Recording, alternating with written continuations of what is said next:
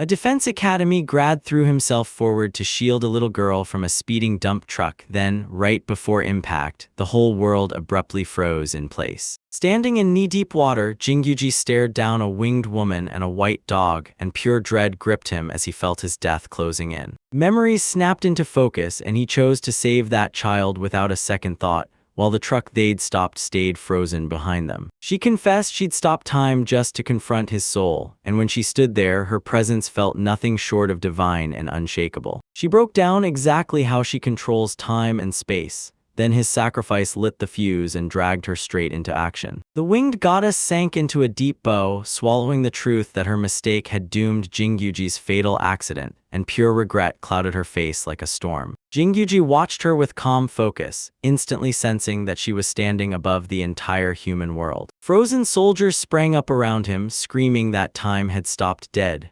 Then the goddess stepped in, offering compensation and admitting the rush had boxed her in. She offered him reincarnation into a brand new world, her world, where his entire soul and every memory would be copied perfectly and carried over. Her power couldn't stretch time much longer before it snapped. The goddess pushed Jingyuji to take reincarnation, swearing his life wouldn't be wasted, and before he said another word, he steadied his breath and braced himself. He demanded to know if dying in his original world could be undone, and she snapped back. Once it was confirmed, there was no reversing it. After he was reborn, all he could think about was reaching his family. Then the goddess shut it down cold, saying no future contact would ever happen. A quiet picture of his parents at dinner flashed through his mind, and even with all that discipline, his feelings stayed tightly leashed. His last question snapped to the rescued girl's fate, and the goddess promised she'd live. The goddess swore the rescued girl was alive and unhurt, and Jingyuji finally let out the tension he'd been holding in, relief crashing through him. With iron resolve, he snapped into a salute and formally accepted reincarnation. She beamed with gratitude and poured a radiant blessing into her palm, sending light coursing through his fate to ready him for life in another world.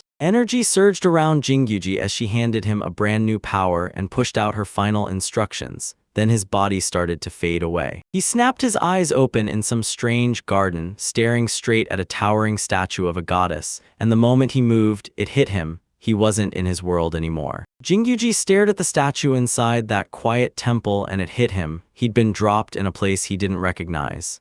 The air felt too real, his feet grounded, and he stared at his own hands, waiting for the copied body to feel different, and it didn't. Something shifted in the forest beyond the temple, and his instincts snapped to attention, because whatever was moving out there wasn't hiding well. A skinny path vanished into thick trees toward a far-off village. He immediately knew he'd need the right gear to cross it safely. With unwavering resolve, divine energy surged and forged a rifle right in his hands. Jingyuji snapped his inventory ability on and had a Type 89 rifle appear in his hands like it had always been there. Camouflage uniform and boots snapped into place, and with practiced precision, he geared up like he'd done it 1,000 times. Getting handed the standard ground self-defense force gear like that hardened his resolve and sharpened his readiness. With his gear fully set, he bowed his head, whispered thanks to the goddess, and locked in his resolve. With his rifle locked in place, Jingyuji strode into the forest. Then something moved out there, invisible and looming ahead. Jingyuji strode into the formal interview room, and his boots hit the floor with purpose. Chin up, spine perfectly straight as the officers stared. Officials demanded why he'd joined the self-defense forces, and he stared them down, no hesitation, not 1 second. Steel burned in his eyes as he vowed to protect lives, and that iron conviction forged the road ahead. After he made that choice, he dove headfirst into training, filled out recruitment forms, and tore through every discipline study, then threw his whole self behind that goal. Burning through grueling training and stepping straight into danger proved how unbreakable he was, because once he decided to save others, that mission became the heartbeat of his life. Jingyuji got knocked onto the crosswalk after he shoved the girl out of the way of that truck, and as blood pooled under him, the sirens faded in and out like a warning. He accepted that his death saved a life, felt no regret at all, but something harsher still clawed at his heart, a deeper frustration that refused to die. Memories of those carefree days, the quiet laughter, the smiling classmate crashed back into him, and in the middle of it all, his resolve had already been forged long before that accident, because he truly believed that no matter where Wherever he showed up, that one fierce belief still drove him to protect whoever needed saving. A blazing light erupted past the forest path, and Jingyuji locked eyes on it before pushing forward. A wild scream tore through the forest, and Jingyuji snapped into action. He sprinted straight for it, rifle clutched tight. He burst into a clearing and found a terrified girl stumbling beside a fallen animal. She froze on the spot, pure panic gripping her. A monstrous ogre towered over her, clutching a crude blade, and its massive body slammed shut every path to escape. The creature clamped down hard on its weapon and surged forward, and you could see pure fear tear across the girl's face. Villagers screamed at the top of their lungs as the ogre snapped its head around, one heartbeat from disaster. An ogre crouched in so close it loomed over her, its shadow swallowing her whole little frame, and terror pinned the girl to the spot, shaking. A monstrous grin split wide as it licked the air with its tongue, and those huge fingers lunged toward her, trapping her in pure helpless fear. The villagers surged ahead, but their feet couldn't beat the clock, and terror snapped across their faces. Right in the middle of its swing, a brutal impact slammed into the ogre's arm, so hard it snapped the attack to a dead stop. Black blood erupted from the wound, and pure confusion swallowed the creature alive. Its cruel confidence cracked in the blink of an eye. Anathar fired a blast straight into Tor's head, and the ogre's massive body jerked back like a puppet, flinging it away from the girl. She crumpled to the ground, stunned out of her mind, shaking as she tried to piece together what just happened. Then the dust finally settled around her trembling body. Jingyuji crept in slow and steady, hand out while his rifle stayed at the ready, and his eyes never once left the wounded monster. Just as she reached for him, the ogre lunged forward again, and its massive shadow swallowed them both. Jingyuji didn't hesitate. He blasted at point-blank range and slammed the creature's face again. Gunfire hammered the ogre as it staggered, but it still didn't drop, standing there, towering over Jingyuji and the terrified girl, while black blood poured down its brutal frame. Amid the chaos, Jingyuji steadied her with unwavering resolve, but fear still haunted the look in her eyes as she watched him. The creature roared again, thrusting its arm up like it refused to go down, and its massive body loomed over them. Jingyuji steadied his aim and realized regular rifle rounds just wouldn't cut it. Steel determination blazed in his eyes. This new world wouldn't beat him, not until he tore apart the limits of his own power. Jingyuji snaps his rifle up and fires at the charging monster, blasting its head clean with pinpoint aim while he holds his ground in the forest clearing. From the shadows, monstrous new shapes crawled into view, and suddenly it hit.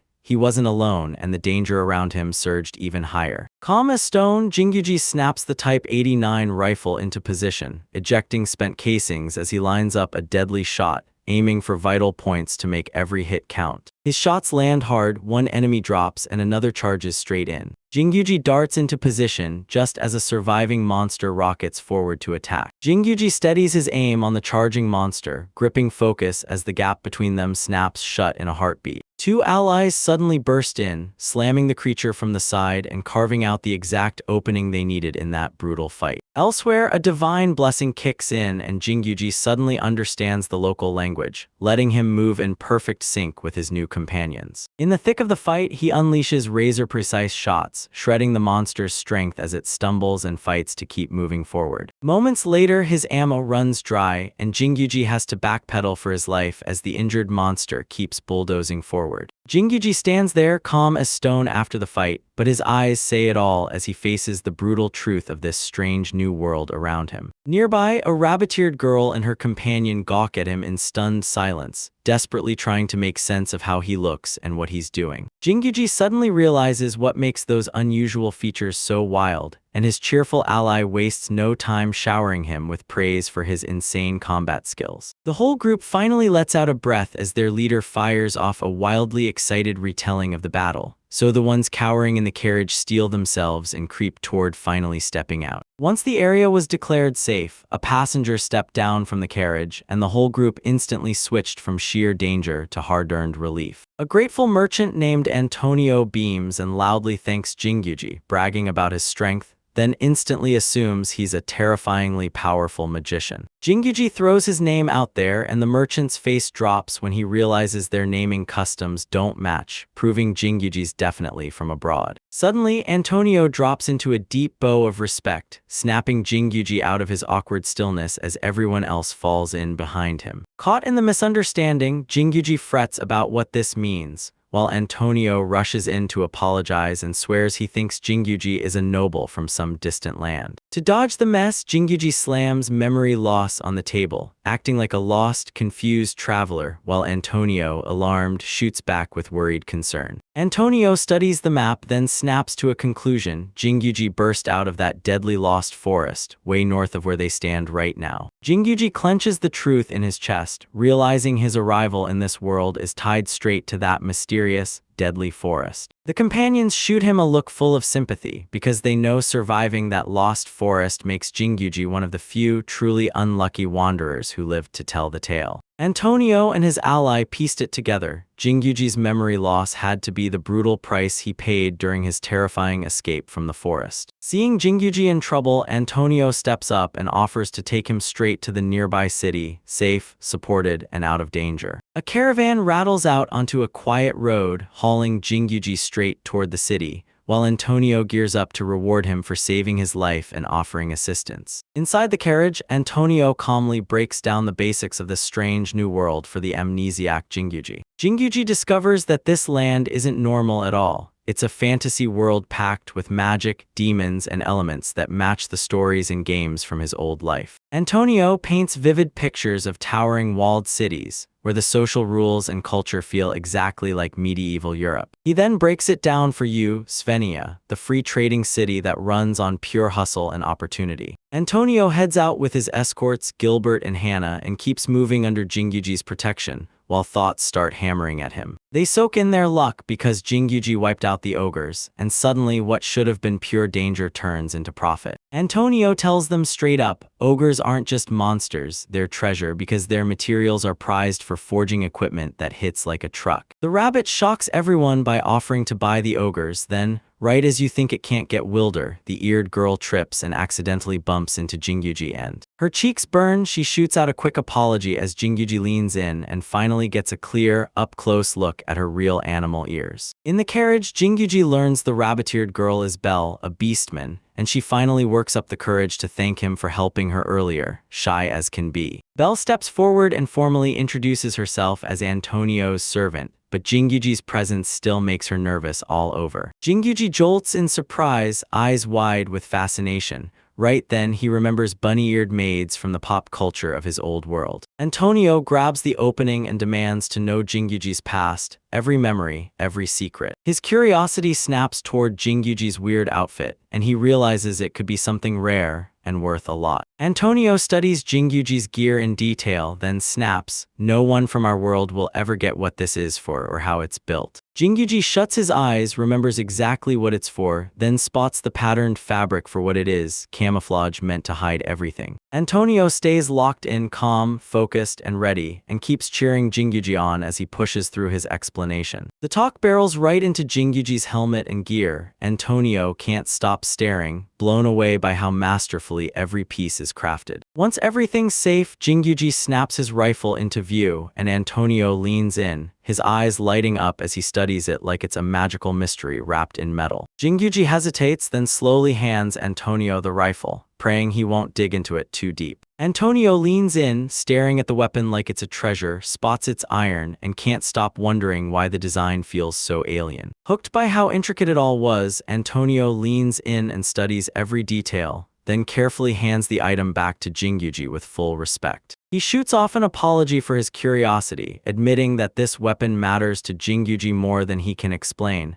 especially since he's the one with lost memories. Blushing from how fired up he is, Antonio laughs it off, while Jingyuji stays silent, nodding along and accepting the apology. Antonio keeps laying out mind-blowing magical concepts, and Jingyuji lanes in, hearing every word like it's a clue. Then he starts matching it all to ideas from his own world. As the night crashes in, the caravan slams into a forest clearing and starts throwing up camp for the evening. The crew fires up dinner, and Antonio can't stop himself. He pokes through Jingyuji's weird food stash with non-stop curiosity. Jingyuji eyes his backpack like it's a lifesaver, while Antonio swoops in with a magical storage item that makes carrying stuff feel unreal. Right after that, Belle brings Jingyuji a hot, cozy meal. Then the day's exhausting journey finally fades into peace. Jingyuji dug into his meal next to a shy, blushing Belle, savoring every warm bite while the peaceful camp air wrapped around them like a quiet spell. Eager to repay their kindness, he offers Antonio and the rest of the group his portable food supplies. A divine explanation reveals this. Jingyuji can refill his inventory with items from his original world, once a day, no more, no less. The crew learns this brutal truth. Only his original gear can come back: ammo, food, and everything he started with. Jingyuji yanks out canned combat rations, and everyone's jaws drop as he reveals perfectly preserved meals from a world that's way beyond their own. Jingyuji breaks down how he cooks his combat rations. Hot water first, then he uses the tiny knife that comes packed with it. After 30 minutes, he cracks open the blistering can, and it leaves Antonio stunned by how simple yet brutally effective the method is. All at once, the room bursts with strange preserved dishes, kinds of food none of them have ever seen before. Jingyuji throws an open invitation to share the food, and Belle jumps in immediately, serving every neatly stacked portion like it's mission time. The whole group stands there in awe, inhaling that rich rice aroma and feeling those puffed snacks crackle on their tongues.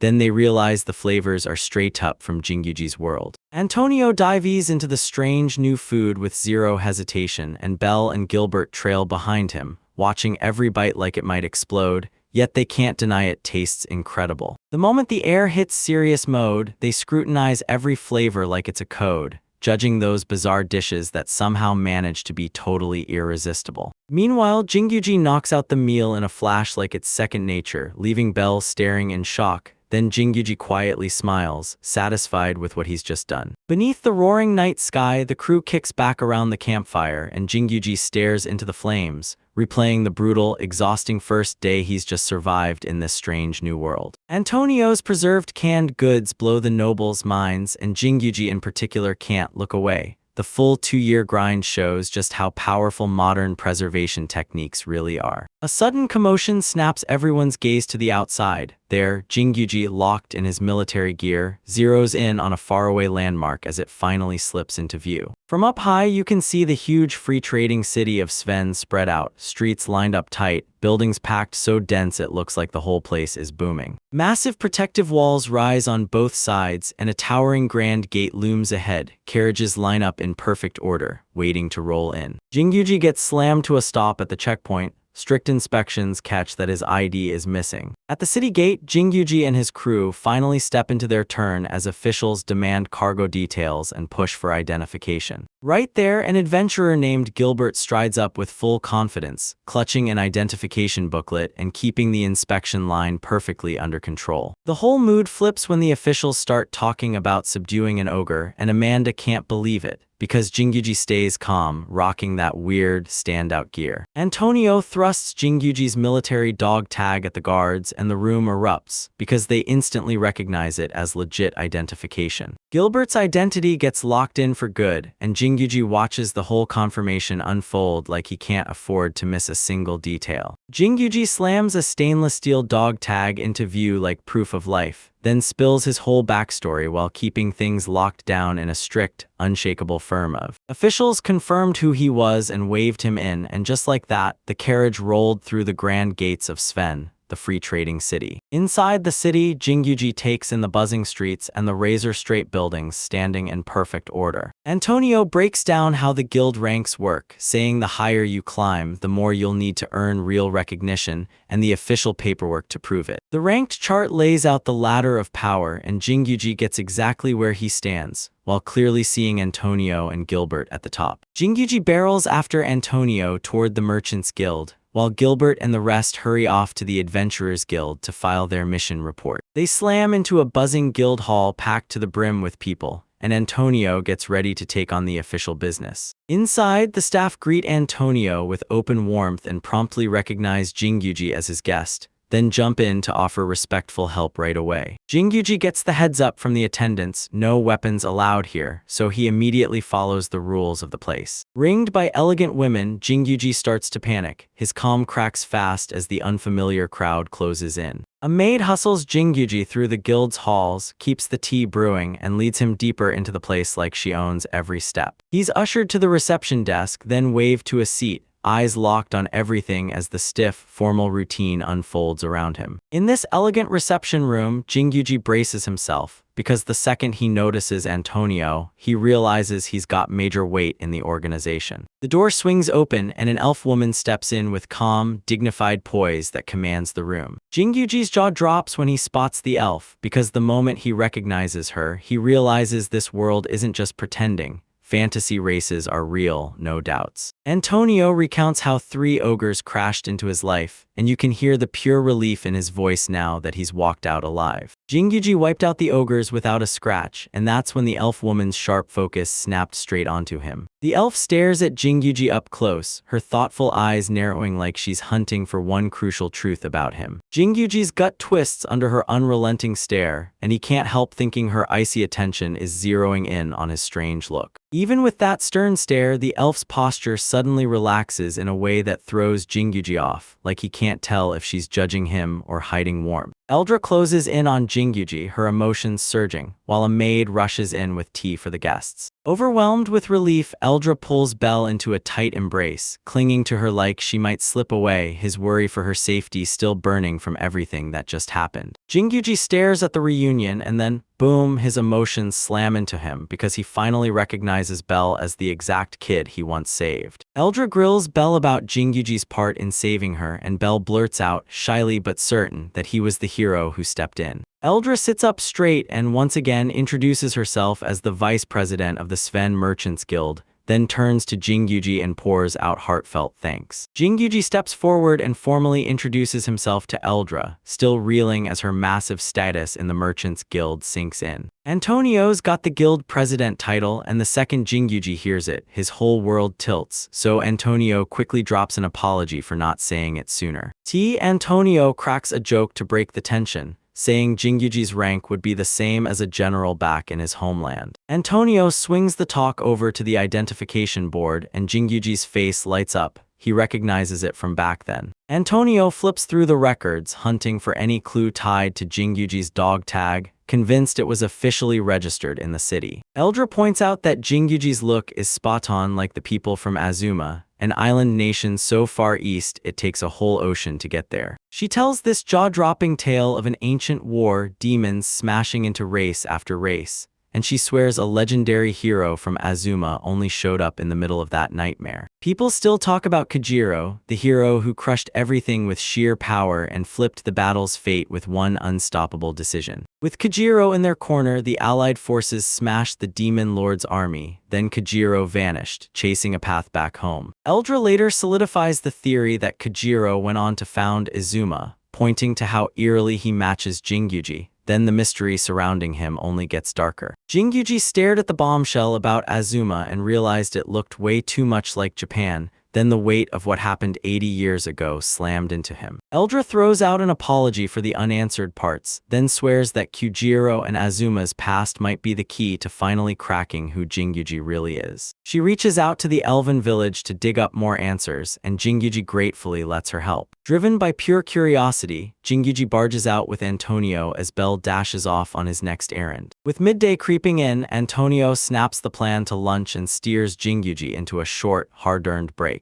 Jingyuji tags along as Antonio and Eldra head to a classy, upscale restaurant, where the staff greet Antonio like a VIP, pouring out respect the second he walks in. Jingyuji spots the crazy attentive service right away, and when he clocks Antonio standing, it clicks. They're getting treated like VIPs. They're led to a private dining room, and right away Jingyuji's nerves hit hard, because now he has to eat with his superiors in a place this formal. Antonio pushes for drinks first, and Eldra insists on a luxurious vintage wine straight from a famous Western winery. With Antonio cheering him on, Jingyuji boldly takes the offer, then steels himself to do everything right, even if he's still brand new to all this etiquette. Antonio lifts the first bottle of wine as the meal is about to start, and in this fancy restaurant setting, he decides it's the perfect moment to raise a toast. Right when the toast kicks off, a booming voice suddenly crashes through the calm like thunder. An irate dwarf bursts into the room, glaring at Antonio with wild fury and immediate, unshakable urgency. Antonio keeps his cool while the dwarf fumes, ranting that he got dragged away from his work way too abruptly. Jingyuji snaps his head around to the tense newcomer, clocking the dwarf's furious stare and the fist clenched tight like this is something dangerous and urgent. He stares that dwarf down, confirms fantasy races are real in this world, and then his whole mind clicks.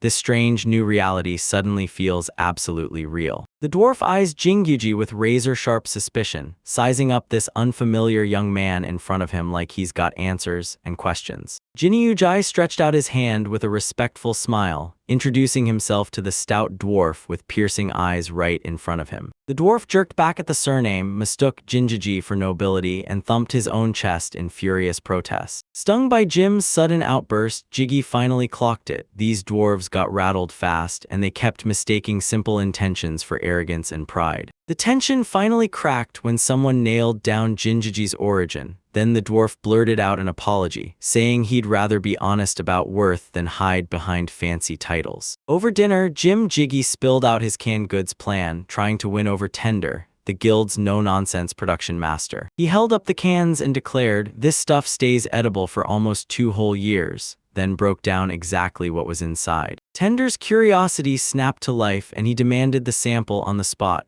already daydreaming about how to pull off that preservation right there in his own place. Jiggy mapped out a sterilization trick, trap the food inside metal and yank out the air so bacteria can't stand a chance. Frustratingly, the technical details slipped right through his fingers, leaving him with big blank spots about vacuum sealing and how the manufacturing actually works. Even with doubt hanging in the air, Tender couldn't help but respect the bold idea, flavor first, science later, and he pushed everyone to start eating right now. Steam billowed off the hot food and Jingyuji finally snapped. This wasn't preserved meat at all. He savored that beefy texture and stared in awe as the rich flavor hit him, completely swept away by the pure pleasure of a real, proper meal. The thrilled reactions from both of them basically shouted it. He'd nailed it. This was real beef steak made with serious care. The moment the idea hit, it lit a spark. This meal could have swept across the kingdom, feeding markets, armies, and travelers everywhere. Fresh off the finish, Tender bolted away to get ready, his impatience sparking as he rushed toward the next merchant meeting. Eldra brought up Kajiro's legendary watch, and suddenly Jingyuji's knowledge connected straight back to an ancestor everyone still speaks of in awe. Kajiro stitched every race together with synchronized clocks, then rewired the battlefield, standard measurements in everyone's hands, perfect coordination under fire, and war shifting on the spot. Inside the production hall, everything was already set. Then Tender slipped back in as the others raced to wrap up and get the next food demonstration ready. Hot water boiled those cans like a promise in motion,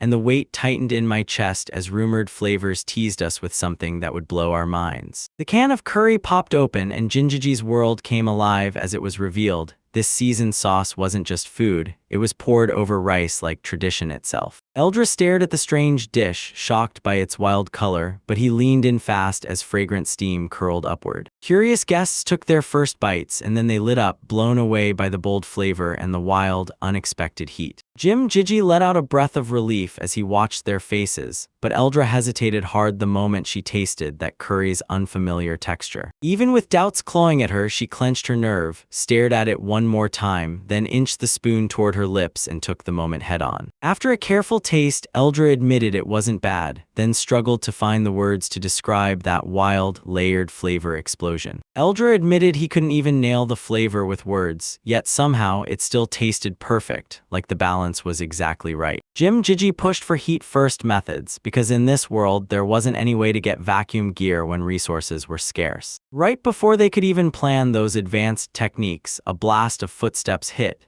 and they were suddenly forced to listen as urgent news came rushing in from the Adventurers Guild. A sudden request snapped into motion and Jingyuji got swept along too, because this important errand came with a brand new worry. Just outside the workshop, a familiar man stepped up to greet them and practically urged the whole crew to head straight to the guild right now. Tender slipped into the guild gathering, seething at the assumptions, while everyone else scrambled to quiet the eruption of noise that was building inside. Crowds split wide as Jinjiji closed in, and two bickering men came into view, one buying every word, the other still chewing on doubt. Albert stepped up and introduced himself, trying to slam the argument shut by confirming the only things Jinjiji could explain firsthand. Even with witnesses insisting the truth, Goliath wouldn't swallow it. He refused to believe Jinji took down 3 ogres without any magical support or help. Rage boiling and paranoia clawing, Goliath fired up a mysterious device, dead certain everyone nearby was lying or plotting against him. Pride swelling in Goliath, he barked that no rookie could ever beat an ogre, sneering at Jinjiji's low rank. Even with warnings blaring, Goliath shoved ahead and demanded a real challenge, while Jinjiji clocked how that pesky F-rank label pissed off the higher-ranked adventurers. They set up a battle arena to put Jinjiji's skills through the ultimate test, right in front of an audience, with everything tightly controlled. Crowds leaned in as Goliath charged forward,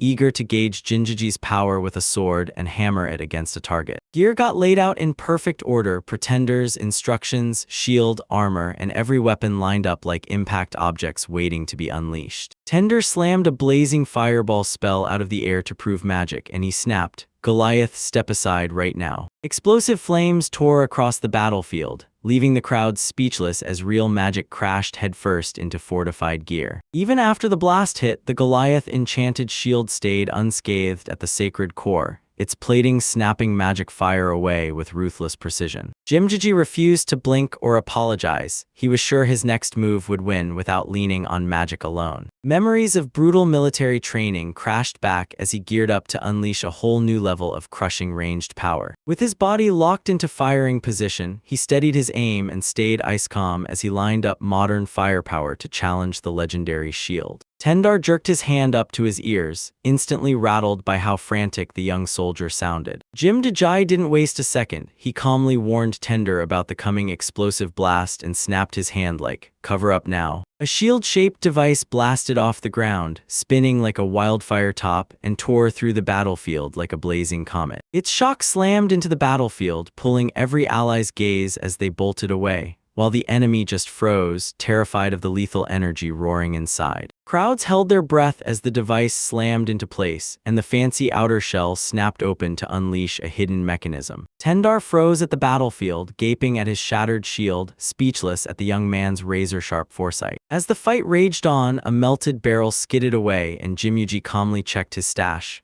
then realized his ammo was totally gone. Vor's roar echoed through the arena as the crowd erupted, screaming for Jinjiji after that massive, unstoppable display of force. With a heavy sigh, Tender finally gave in, swallowed the loss, and listened to Tender's repair offer. Right there, Elder approached Jinjiji stood with arms crossed, eyes locked and sharp, ready to drop something way more important than anything else. Tender stared at Jinjiji's firearm, curiosity sparked hard as she realized its mechanism didn't match any weapon she'd ever seen. His razor-sharp gaze locked onto Jinjiji's watch like he instantly recognized foreign gear and knew exactly how that kind of tech worked. Instead of pushing, Tendar smartly played along with Jinjiji's secrecy, offering future talks and trust in return. A loud, swaggering warrior slapped Jinjiji's shoulder hard, cheering his performance with wild, unfiltered excitement. While the crowd roared with cheers, Jinjiji stayed stone quiet, taking every sharp stare from the warriors who still swore it was magic. As the tension finally cracked, Belle dropped her hands and let her ears show. Then the whole arena exploded into action, and sprang up to her feet, her heart pounding as urgency blazed through every word she said and every move she made. She dropped to her knees before the guildmaster, the silence pressing in, while a soldier watched from the shadows and her gaze never wavered. Her voice shook as she warned of grave danger, crashing toward the northern village right by her home. When the wyvern's name hit the room, everyone snapped to attention, while Jindage's eyes went razor-sharp, drinking in every single word from that urgent report. Anne begged with all her heart, convinced Jinjiji's terrifying power could tear down the monstrous wyvern that was terrorizing her village. She pleaded for help right now, while everyone else wrestled to calm her and confirm every detail. Orders ripped through the guild fast, everyone launched into defense mode and started gearing up for an emergency guard deployment. Curious but on guard, Jinjiji corners Tendar and demands answers about how wyverns get hit with that chilling dragon,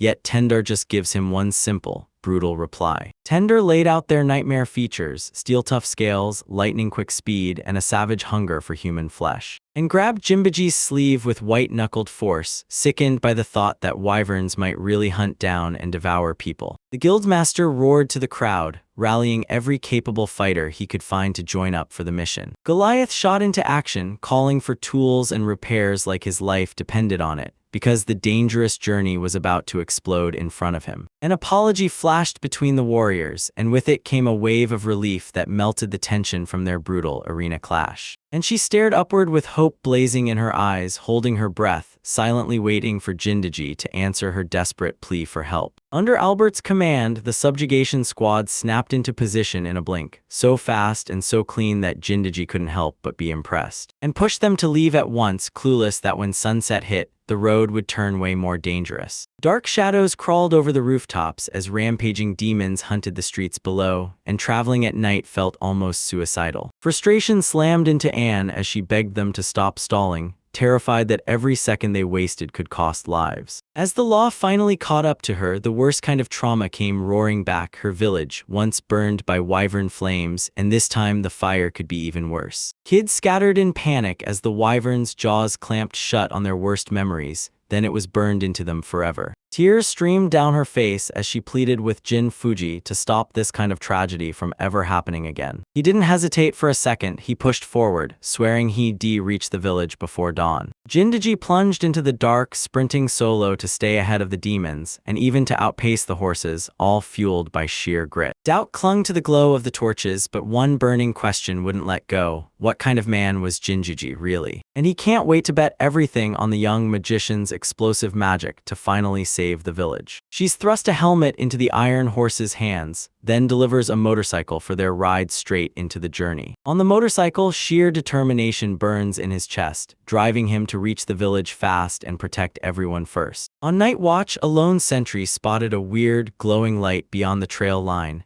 and the eerie silence shattered in an instant. His partner sprinted toward him, scared out of their wits of a wyvern. Then the ground suddenly shimmered with an eerie, unnatural glow. Elsewhere, Jingaji shoved the throttle forward, eyes sharpening as that weird light tore straight through the thick forest. They finally reached the northern village chief's house, and Anne delivered a chilling update about the wyvern attacks. Even though it only hit at dawn, the villagers spent every restless night terrified it would strike again. Another brutal ambush coming out of nowhere. Anne's trembling hands clenched so hard they hurt, and Jindaji steadied her with a calm, unshakable voice. With a shaky inhale, she steadied herself and slipped onto the lookout tower beside him, eyes locked on the dark woods, hunting for the first sign of movement. Even with the tension snapping in the air, Jindaji pushed her some food and made it clear. In this fight, resting was survival too. Her eyes popped wide as she tore open the warm meal, something she'd never seen before, yet it felt weirdly comforting the moment she took it in. A katsudon bento sat there, untouched and perfect. An eerie earth relic Jingaji had somehow tucked away in his summoned inventory. Steam curled up from the bento, and her eyes flared wide as a scent, totally new to her, hit the air like a tempting promise. Once she wrapped up the meal, her bright smile lit up her face, finally calm, like her nerves had just been soothed for the first time. Memories crashed back as she spilled the truth about losing her parents when she was young, and then watching her brother vanish years later. She clutched her brother's bow, took a deep breath, and quietly swore she'd kill that wyvern for him. Leaning on Jingaji, she whispered her thanks, and his warmth wrapped around her like it meant more than the food ever could. Standing beside Jingaji wrapped her in a strange calm, and it brought back memories of all the times she'd spent with her family. Don lunged forward, shot upright with a jolt, and sprinted to the lookout, his breath locked tight the moment he felt the movement. A colossal wyvern tore across the horizon, wings stretched to the sky and eyes blazing with pure menace as it dove straight toward them. Both of them nodded hard, eyes locked, and they carried out their plan the second the enemy slipped into range. Jingaji snapped off the first shot, his bullet slammed into the scale, drawing its focus, and yanked its lethal dive to a stop. Instinct snapped alive as Jingaji tightened his grip, staring as the wyvern spiraled down fast as lightning. Chief's intel warned it was always the same monster, one lone attacker that comes charging in first, then snatches its victims clean out of the chaos. Its smooth glide suddenly exposed a glaring weak spot, once it shot straight ahead, its momentum gave away the perfect opening for an accurate counterattack. He lined up the scope like it mattered, replayed the briefing in his head. Those scales were too tough for sure, yet a few joints still stayed annoyingly vulnerable. Bullets screamed into the wings, blasting them apart and throwing it off balance with a savage roar. Jingjiji didn't hesitate for a second. He fired, blasting the charging wyvern right off its feet with a thunderous strike. Wings snapped wide, and right as the beast hit mid-fall, it jolted back to life, then started blasting violent gusts of wind with every hard kick. It roared like a storm, snapping tight circles with bloodshot eyes, drowning out the pain as it locked onto one mission: destroy its threat. Up in the tower, Anne drew her bowstring tight, and Jingjiji braced himself as the final explosive shot clicked into perfect timing. A Type 6 grenade rocketed out, spun like a bullet on a mission, and slammed into the wyvern's skull, ending the battle on the spot. Anne gasped in pure horror as debris tore through the air, and her comrade Josephine threw her arms up and shielded her head on instinct. Smoke curled off the corpse, and Jingjiji went straight for the final word, while the nearby warriors tightened the circle around them. From the watchtower, 2 scouts cursed their bad luck as they missed the blast entirely, staring at the sudden shockwave like it had come out of nowhere. Guild adventurers rolled in late, and Elder clocked it instantly. He'd spotted their early exit and the slick shortcut route they'd taken. Rage boiling in his chest, the dwarf barked out a loud complaint, slamming Jingjiji's team for rushing in with no backup and no proper coordination. Wyvern scales got passed over as rare, hard-won trophies, exactly the kind of treasure that would fuel the repairs they couldn't afford to delay. Goliath lit up with joy at the gift, and Jingjiji quietly mouthed her gratitude for Tendar's advice that saved the day earlier. With a grin, the senior praised Anne's archery, then admitted her arrow was the move that sealed the victory. Recognition hit fast, promotion followed, trust locked in, and they handed him a brand new helmet as his reward. Hands shaking, she snatched the helmet with gratitude, and the cheers and support of everyone there hit her like a wave. That evening, Jing DJ surged back into Semi and was greeted with open arms at Antonio's grand estate. They handed him a lavish room, and in that glow he realized, again, how his constant vigilance since reincarnating into this world had kept him one step ahead. A soft knock shattered the quiet, then the maid rushed in with one message: time for a bath. Grinning from pure relief, he hurried after Belle, finally ready to drop his guard after days of non-stop strain. Hot water swallowed him whole as he sank in, soaking up that rare, uninterrupted comfort. Steam curled around him as a bizarre new world surfaced in his mind. Yet everything still marched to the same old military logic. A long-ago memory snapped back. Someone had protected him once, and now he'd finally paid that same protection forward. A sudden voice shattered his reflection, and pure confusion hit as someone pushed through the steam toward him. Belle barged in without warning, still wrapped in a towel, and offered to help him with his bath like it was no big deal. A wave of conflicting thoughts crashed in. Warm relief hit first, then panic slammed right behind it. Now he had no clue whether to accept the offer or reject it on the spot. Belle froze on the spot, clutched her towel like it could shield her, and felt the truth slam in. This was way beyond anything her training ever covered. Belle rubbed his back with soft care, but Jingyuji's instincts screamed this wasn't about hygiene at all. Flustered, he yanked her hand hard and fast, scrambling to stop an accident before it spiraled out of control. In the chaos, Belle's towel slid right off. Jingyuji went stone still. She let out a scream, and the whole moment snapped out of control. Now dressed, he sat there alone, eyes fixed on the ceiling, replaying thoughts of wyverns and those painfully awkward bads. Exhaustion crawled into him as his eyes shut, and a faint, gentle voice trailed off right into sleep. A vision of Atomi flashed before him, her voice soft as silk, praising Jingyuji's unstoppable strength. He breathed her name in a soft whisper, emotions crashing over him as the past surged back, sharp, vivid, and strangely warm. Days had crashed by since that vision, and now Jingjijin lived in Antonio's estate, silently building the courage to strike. Each morning felt like deja vu. Antonio got greeted by not one but 2 wives, and he kept wrestling just to adapt to the world's customs. When he spotted Belle, he flashed her a bright, cheerful greeting, yet her shaky, flustered answer gave away that the bath left them both still stuck in awkward silence. Antonio turned down the canning facility visit and shoved the job onto Jingyuji and Belle. At the workshop, master craftsmen rolled out a brand new prototype can, right next to Jingyuji's own original from Earth's inventory. The sealing methods blew everyone away, Jingyuji especially, when the dwarf broke it down, step by step, from vacuum processing to the wax closure moves. After the results lit the room, the dwarf leaned in and warned him, innovation always demands a price. Out of nowhere, the dwarf spots Jingyuji's motorcycle and instantly explodes into a roar, then tears off in a frenzy, desperate to snatch that weird reward. After smashing into the wall, Tendart burst out of the rubble, totally unshaken by the impact. Even with the motorcycle taking fresh damage, Jingyuji stayed unshaken, cool as ice, because the inventory could just swap the gear back in, and burst through the guild entrance with pure energy, thrilled to find Jingyuji and Belle side by side again. She said her visit had a mission, then smirked as she finally uncovered what she'd been hiding in her hands. A license made from shimmering wyvern scales flashed in the light, and it instantly grabbed Jingyuji's attention. And with a grin, she proudly held up her brand new ID, because it was personally crafted by Tendar himself, right down to the wyvern scale. Tendar stepped right in front of her, arms crossed tight, and demanded payment for the growing stack of unpaid favors she'd already forced her to complete. Panicked, she promised they'd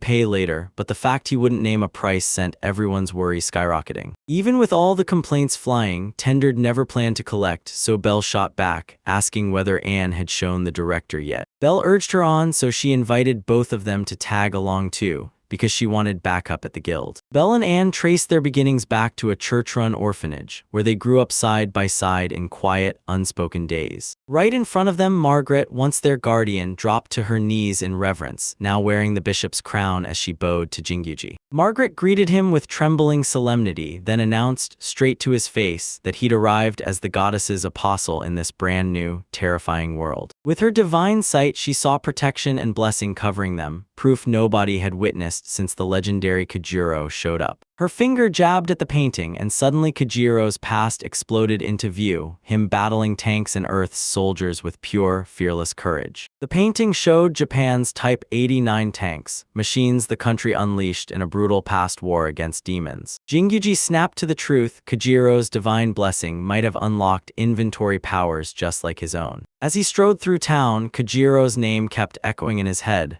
someone he felt weirdly, deeply connected to. Seeing the worry on Belle and Anne's faces, he shattered the silence and offered to foot the bill for lunch, and guided them straight to a local food stall, where Marduk greeted them like they were family. Marduk clocked Jingyuji the second he saw him, and the shock hit like a punch. This was the same guy the public rumors had been screaming about. Locals nicknamed him Explosive Joe, convinced his mind-blowing blasts were powered by dangerous magic, not some ordinary, modern weapon. Stung by the nickname, he still swallowed his discomfort and took Marduk's offer, because no matter what, he'd let Marduk prep something special. Hot okonomiyaki hissed on the grill, and that familiar sight hit like a wave, nostalgia slamming in hard, and surprise following right behind. While everyone else dug in and loved it, he couldn't stop quietly wondering, did Kajiro bring okonomiyaki to this world? As their meal simmered with growing tension, a barrage of loud shouts suddenly shattered the calm around them. Across the plaza, a nasty scuffle erupted and people stopped dead. Bystanders swarmed toward two men radiating pure menace. A young man shot back a defiant glare as the older fighter lunged for the sword at his sheath. One of the subordinates lunged to step in, but the sergeant shut him down cold, already primed to escalate without a second thought. Jingyuji strode in as a blade came out, his voice calm but deadly, warning the attacker to back off before he made the worst mistake. A swordsman surged at the woman with his blade up, and Jingyuji snapped in, shooting first before a single drop of blood hit the ground. He aimed his sex hour straight at the threat, roaring for surrender, then dropped a warning shot that slammed into the ground. Totally thrown off by the firearm, the enemy mistook it for some strange new magic, then fear crawled through their ranks. Jingyuji gripped his weapon like it weighed nothing. Then recognition hit, whispers rose, and everyone knew the feared Explosive Joe warrior was standing right there. Outmatched and rattled, the attackers retreated, and for a brief moment, peace finally swept back into town as Jingyuji stood his ground. Jingyuji snapped their arm back just in time before they hit the ground,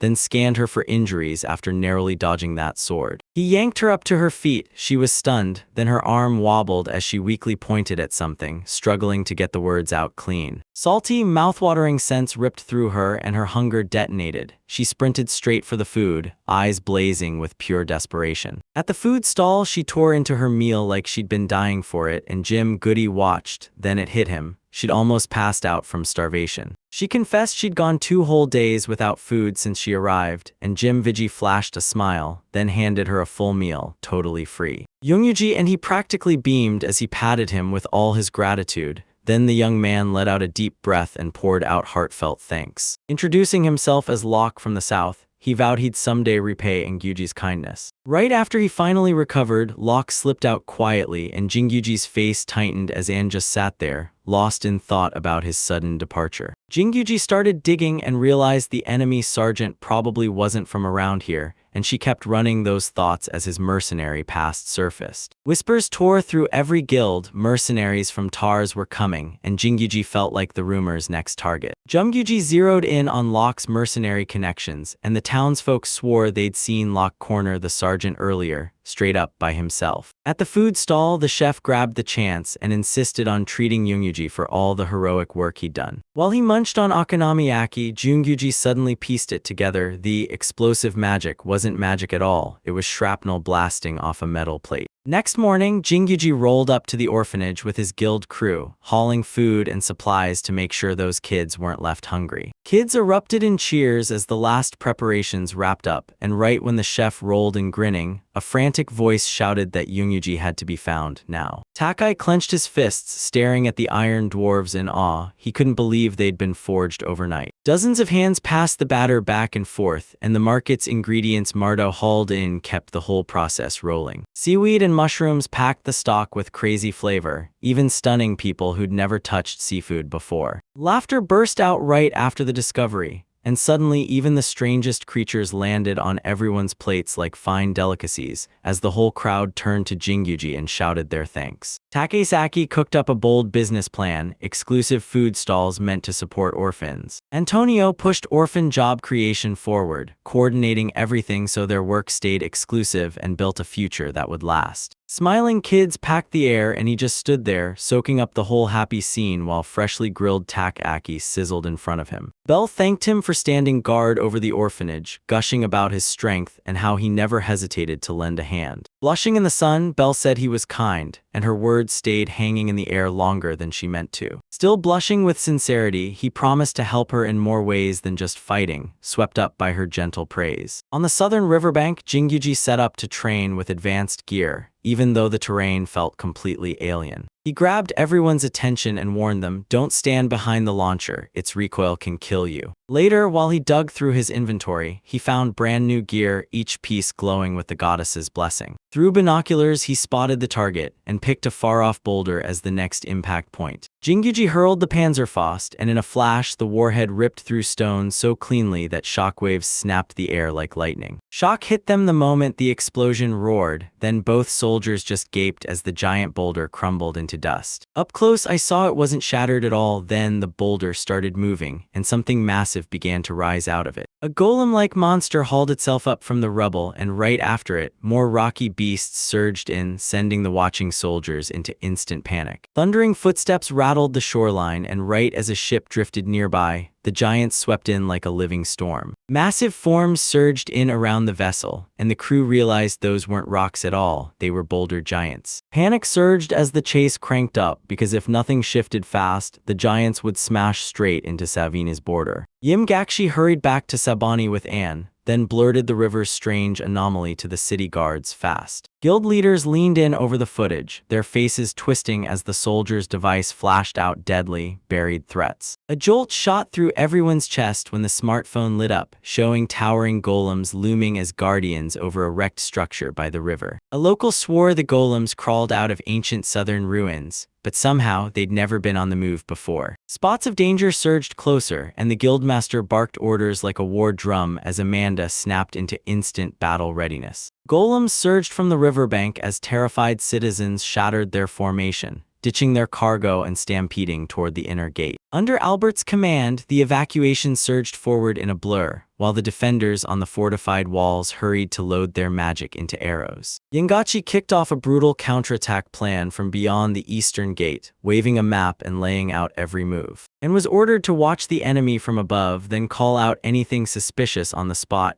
No hesitation, no excuses. Jingachi shot through the rising gate without wasting a second. Alone, while towering golems closed in on Savani's fragile harbor. Through his binoculars, Jim Goksai spotted the ship racing away, the very one the golem was tearing after without mercy. By the docks, the crew barrels in, shoves mysterious cargo into a waiting wagon, and then bolts like the next second might explode. Suspicion snapped into place as he locked eyes on the driver. Something about him felt rushed, urgent, and just plain wrong. Suddenly, a golem erupted with raw magic, and a terrifying blast slammed the ship, ripping through it with explosive force. Realization slammed into him. These golems weren't just guards. They were packing brutal offensive magic meant to obliterate. A heavy machine gun snaps into position, rounds start chugging through the belt, and the barrels clamp onto the charging enemy. Rounds ripped through Rocky's armor, smashing one golem's chest, while the others gritted their teeth and shoved ahead harder, more vicious with every second. Several golems swallowed their pain and drove on, while concentrated fire pinned them down and stopped them from ever flooding Jingachi off his rooftop position. Limbs crumpled under relentless blasts, then the crowd erupted as the defenders finally realized the golem's magic had been shut down. The celebration snapped to silence when a bunch of golems lunged in, barking frantic warnings, and Joe instantly realized the danger was back. Sustained fire slammed into the golems and turned their advance aside, and as heavy rounds ripped through their stone limbs, everyone's focus snapped to the break in front. Even with the damage screaming through them, they surged ahead, cracks spiderwebbed wider with every step, and their momentum still slammed them dangerously close to the city. A huge golem launched forward like a missile, and Joe's eyes blew wide as he realized it was aiming straight at him. With brutal force, another golem slammed its own companion forward, using raw weight like a wrecking ball weapon. Impact slammed the wall to pieces. Joe rocketed away as debris blasted down, and the whole city started to tremble violently. A hulking golem slammed down nearby, dust exploding into the air, and Joe dug in his heels, readying a brutal counterattack. No hesitation, he blasted a missile, and it screamed through the air, locking onto the oncoming threat as it charged. The impact slammed the golems apart, and the shocked crowd watched in disbelief as it crumpled right between two buildings. Before the cheering even died down, fireballs came crashing from above, and wave after wave of magic slammed into Sveni's defense line. Explosions ripped through rooftops and slammed into the walls, and soldiers dove for cover while civilians bolted across the battlements. A thunderous explosion shattered the shoreline. Alarms screamed as Anne whipped around, her eyes going wide with instant, terrifying realization. Lyeth felt the danger closing in, stepped out into it with a chilled blade in his grip, and shouted for everyone to back away. As the blazing force barreled in, he dug his feet into the ground and braced the shield with pure, unshakable resolve. Goliath roared in defiance and charged straight into the blast, throwing his body between it and the team to stop total annihilation. When the smoke finally cleared, Goliath was still standing, battered, bruised, and very much alive.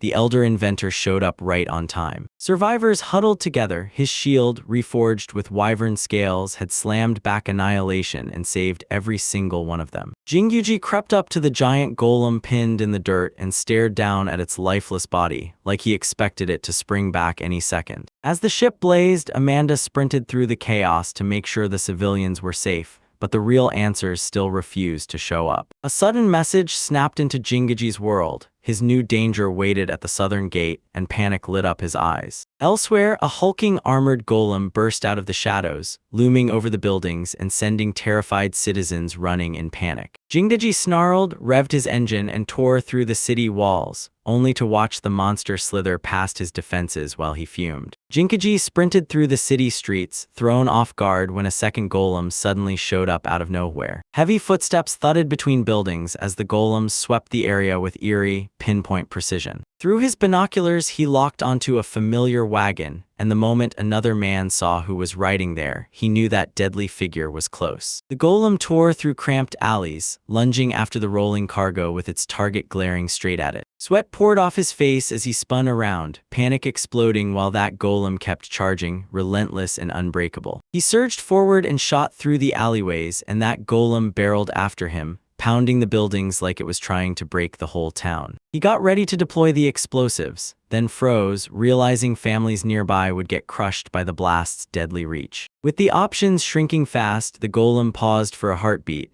just long enough to force one do-or-die choice. Down below, the towering enemy barreled toward a structure that felt painfully familiar, Margaret's orphanage, packed with innocent kids. Watching it unfold, he went rigid on the spot. Mothers yanked their kids behind them, and he just stood there, powerless, as the golem closed in like a nightmare. Thel's breath caught as the blade bit into the cloth. Then he snarled at the children, trying to seize control of the golem. Orders snapped out at lightning speed, and the children got herded toward the wagon, because fear and greed had cooked up the plan. She fought back, but his grip kept tightening, and cold threats turned hostage-taking into the way he forced control over everything. Chaos turned into a payday. He smirked as the golem surged forward, totally brushing off its boiling rage and clenched fists. Right out of nowhere, massive machinery slammed into the golem. An unexpected hit crushed its shoulder and snapped its forward momentum to a halt. Heavy machinery thundered forward, steered by a steel-willed soldier, Lastako, who deployed straight into Golem to crush the rampage. Belle jolted in disbelief when she realized Gengaji had yanked the pilot's seat and seized control of the iron machine. Steel claws snapped onto an armored fist, and both fighters measured each other in silence, pure power perfectly matched. They wrestled right in the middle of the street, steel jaws straining against crushing grips, but neither machine nor golem ever managed to seize the upper hand. Bullets tore through the armor as Jingaji blasted from the cockpit, driving the enemy into a full retreat. The cover was trash, his bullets just bounced off, unable to pierce a thing, while the golem fought to steady its sinking aim. Its eye stayed the one weak spot, so he tightened his grip and locked onto that target with total focus. Suddenly the motion died, golem froze, arms sagged, and confusion surged through the operator like a wave. Glowing lines crawled across its chest, a secret mechanism snapped to life, and it yanked the trapped figure out of hiding. Recognition hit right through the shimmering patterns, and Locke's sudden arrival sent everyone watching into stunned silence as the golems reacted. A mysterious girl burst out of a magic circle and collapsed to the ground, shocking the robed priestess nearby. A colossal armored enemy burst into view, and the guards scrambled into pure panic as it bore down on the carriage. It barreled forward like a nightmare on legs, smashing into everything in its path and sending soldiers, and even animals, flying into pure, screaming chaos. One guard howled in agony, clutching his wounded leg, while the others barked orders for civilians to run right now. Just before panic crushed him, a shadowy sergeant slammed into the injured man, yanking him straight back into duty. Jingaji sat in his carriage, silent as it wrecked, while the slaves bolted into the chaos, chains clinking as they fled. When they finally clocked that the captives were actually changed kids, the soldiers stopped dead in their tracks, hit with pure horror at the sight in front of them. A young girl met the gaze of a towering armored figure, and he planted himself behind her like a living shield. Through the armor's window, she spotted her brother, then burst forward, shouting his name in total disbelief. Right as she was about to close the distance, a blade came screaming toward her, yanking her into a desperate leap to safety. Miranda crumpled from the impact, and the armored brother just stood there, frozen in helpless rage as a soldier closed in. As Jingaji saw the confrontation flare up, he slammed the radio for backup, realizing this was no longer just a fight. It was dangerously out of control. Cornered by the swordsman, he was shoved into surrender. His weapon got mistaken for some magician's wand. With zero desire to comply, Jun-Gigi heaved his rifle to the ground, eyes locked on the enemy, waiting for their next move. As the man stared at the strange weapon, his face flipped between throw it off and get ready, like he couldn't decide fast enough. Encased in armor, Jinguji froze in place, watched helplessly as everything spiraled out of control. Even with his legs failing him, he hauled himself up and snapped for the swordsman to back off, right now, while his sister lay unconscious in front of him. Instead of backing down, the attacker bolted ahead, screaming vengeance at the top of their lungs, and swore they'd go after that meddling sibling. Chain snapped forward like a trap, yanking his sword arm right out of the swing, and he froze, stunned by the sheer audacity of it. With razor-sharp resolve, the chain girl yelled at Miranda, "Run, don't wait, or the consequences will catch you." Steelblade hung over her while the captor raged, screaming threats and yanking her hair like it was nothing. Chain snapped up and deflected the blow at the last second. Jingaji watched it all with his jaw clenched hard, trapped inside that machine. Tension snapped in his chest as he got ready to move, because this was the last opening, the only chance left. Glowing symbols burst to life around the girl, stunning her attacker. He jerked, and his grip on the sword vanished. Gunfire cracked through the air. Jin-Gigi lunged in, blasted the captor's hand, and shoved him scrambling backward. Pain ripped through his body, but he stayed standing, refusing to let weakness or fear show on his face. The last warning boomed as the gun stayed locked in place, and with clenched teeth, defiance blazed in his glare. Amanda barreled in at the front with reinforcements, crashing through the slavers and delivering brutal, lightning-fast justice. Captured mercenaries got unmasked as traffickers from Tars, and the Swan Guild Council dragged them into court. Rescue teams yanked Jingaji out of the armored suit and eased him down inch by inch, no injuries, just a tense, careful save. Miranda and her brother finally tore through the distance and reunited, watching in grim silence as the golem lowered him to safety. Even with the golem ripping through everything, nobody died. Still, Locke was dragged straight into a formal trial. When they reunited, the siblings finally exhaled in peace, while officials scrambled to figure out how to soften Locke's inevitable punishment. Jingaji couldn't stop staring at the power source that let Locke control the golem's butt. While he tended to the battered girl, he snapped at her to stay perfectly still and look for any wounds. Jingaji tore off his scarf in a hurry, dropped to his knees, bandaged her wounds, and kept praising her magical barrier like it was a miracle. Gratitude washed over their faces as silence dragged on, and both of them realized, without words, that they'd just saved each other. Snow from nowhere flooded Hitomi's vision, and her praise hit Joe like a sucker punch, so strong it left him staring in stunned, quiet disbelief. Jim Dude's iron crab rips open and unloads battered gate panels, and the townspeople watching can't believe their eyes at the surprise military machine. Jingaji teams up with craftsmen and dwarves and slams a brand new, freshly forged door into place, secure, sealed, and ready. A week later, Locke grins as he proudly checks the reinforced gate, now standing unshaken and fully online. After helping Jingaji's team, Locke lands on supervised probation and gets sentenced to public service. The court caves and grants him leniency, weighing Locke's age and that desperate, gut-wrenching push to keep his sister safe. A priestess seals it, confirming Locke's divine gift, and rushes back to Jinguji to declare that the boy is truly goddess-blessed. Everyone realized, a beat too late, that Locke had accidentally awakened the golem. He was moving on pure desperation, with zero clue what his own power had triggered. In the shattered sanctuary, the priestess grabs Locke's focus and urges him to train hard,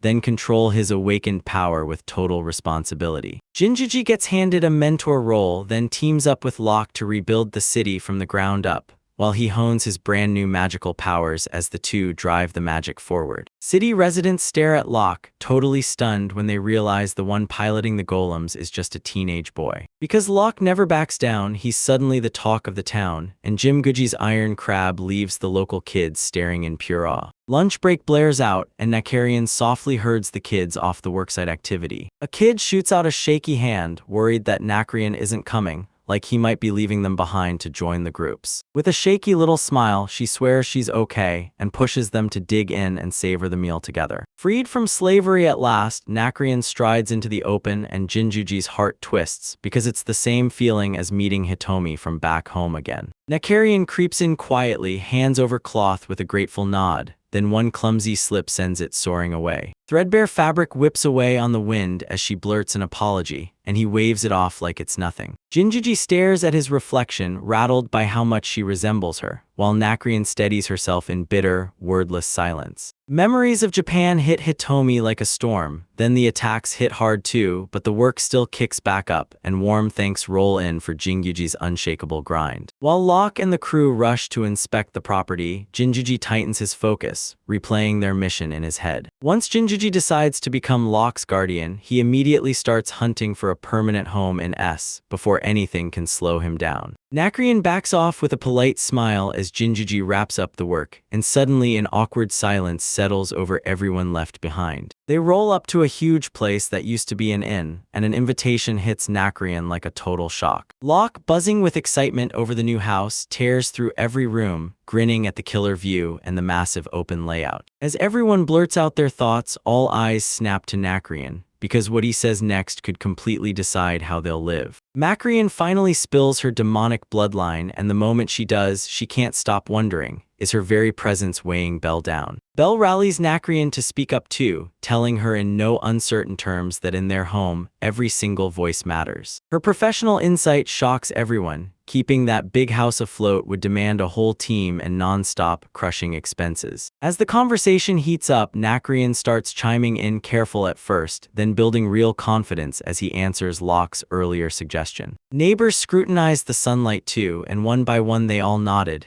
Yep, the golem was going straight in the backyard. Belle hypes the crew to keep touring every property, because as the rejections stack up, the final choice is right around the corner. They roll up to a calmer house tucked by the city wall. This is the last stop of the whole tour. It's way simpler than the rest, but it nails what they need, thanks to Golem's space and an upkeep they can actually handle. Fresh new friends roll in, shouting congratulations, piling on food, and trading stories until the whole house feels warm, alive, and truly welcoming. Even though it started with just one helper, more people rush in, lend a hand, and forge stronger new bonds. Anne shows up with her bags and blurted that she has to get out of the dorm right away. Age restrictions won't let her stay. A brand new job contract gets hammered out, and the hype spikes as the reunion with Belle finally feels like it'll happen under the same roof. Antonio's plan snaps into focus as he herds everyone into a shared home, safe, steady, and built for support. Junkoji looks back on Antonio's quiet pushes, and suddenly she realizes just how carefully everything was set up behind the scenes. With support fueling him, Jangyuji talks straight about Locke's future and pushes Nakrion's case hard for a real shot. Nakrion's demon tribe origins have everyone side-eyeing him, worried the world won't accept him, and that trust won't come easy. Because old war prejudices still lingered in the air, her dream of independence wouldn't survive on willpower alone. She'd need outside support. Jingoji steps up, plotting arrangements with his most trusted allies, channeling that same playbook from a win he once saw another demon adventurer pull off. He shoves a hot takoyaki into her hands without a second thought, snapping the tension in half and giving Nakri a brief, breath-steady moment of comfort. Gratitude passes between them as they share a real, heartfelt nod, because this new home didn't happen by accident. It was built by their hands and their will. Jingoji pulled Nakrion aside and begged her to step into adventure, handing her a brand new road ahead, one she could forge on her own. Everyone freezes as Jingoji bursts in with a bold idea. Let's form a party, lock arms under one shared goal, and chase the future together. Jingyuji raced deeper into the forest, hunting for a hidden training spot where he could drill for real, far away from any civilians. He bulldozed past the protests and kept driving, laser-focused on hunting down a lonely field where he could run deadly tactical simulation drills. Tires screeched over jagged ground, and every jolt rattled the vehicles so hard that fresh recruits froze in terror and scrambled to brace themselves. When they finally hit the clearing, Jingyuji slammed the brakes, snapped everyone down, and whipped his gaze around, hunting for danger. Freshly arrived soldiers snapped to attention, braced for orders while Jingyuji drilled them and geared them up for their very first mission. Jingyuji faced his team head-on and, with a serious nod, declared the start of their very first official field exercise. The night before the celebration, they stuffed themselves with food and drinks, clinking cups as they toasted the birth of Party Jayadai. Even though they were just getting noticed, the guild could already see their old wins, so their past deeds shot them up the ranks and earned them real trust. People started worrying that a higher rank meant tougher missions ahead, and some folks already doubted they were ready for whatever was coming next. Even with their fears creeping in, every member brought something terrifying to the table: golem control, unbreakable barriers, or deadly precision that turned ranged shots into instant doom. At breakfast, Jinkyuji raved about Belle's cooking, until Anne snapped that brute strength alone still won't keep them alive. She broke down the magic wall, the terrifying gap between what adventurers can do right now and what their real magical power or gear could unlock. Even they tossed their own flaws into the open, while Locke just mumbled through his food. Belle kept grinning and waving like he could juggle the whole mood. Jingyuji snapped into a serious mood, pulled everyone into a private circle, and got ready to spill secrets so well hidden they even the outside world couldn't touch. Clutching his weapon in hand, he slipped into his uniform, ready to tear open the truth only soldiers ever learn. At the temporary shooting range, Jingyuji fires up modern guns and blows the fantasy world's recruits away, staring in pure disbelief. He proves the weapon's deadly power is all tech, not magic, and that means everyone can use it widely. Jingyuji pushes them to train hard, not for war, but to save lives in the missions still waiting ahead. Right as practice kicks off, one trainee tweaks her stance with laser precision, copying the exact posture he'd just shown her. With a watchful eye over her shoulder, she plants her feet, tightens her grip on the rifle, braces for the kick, and lines up the shot, ready to squeeze the trigger. The trainee snaps the trigger, bang. The bullets streak true, slam the target dead on, and leave crisp, visible impact marks in their wake. Jinguji breaks down how the rifle fires, gunpowder, primer, and casing all snap into place to blast every bullet forward. Determination smashes fear as confidence surges. She switches the rifle to burst mode, ready to tear into the next challenge. 3 sharp shots thunder into the target, so on point that even the instructor watching through binoculars can't help but be stunned. With victory warming her heart, she flashes a proud grin and vows she's ready to jump into the fight beside Jinguji,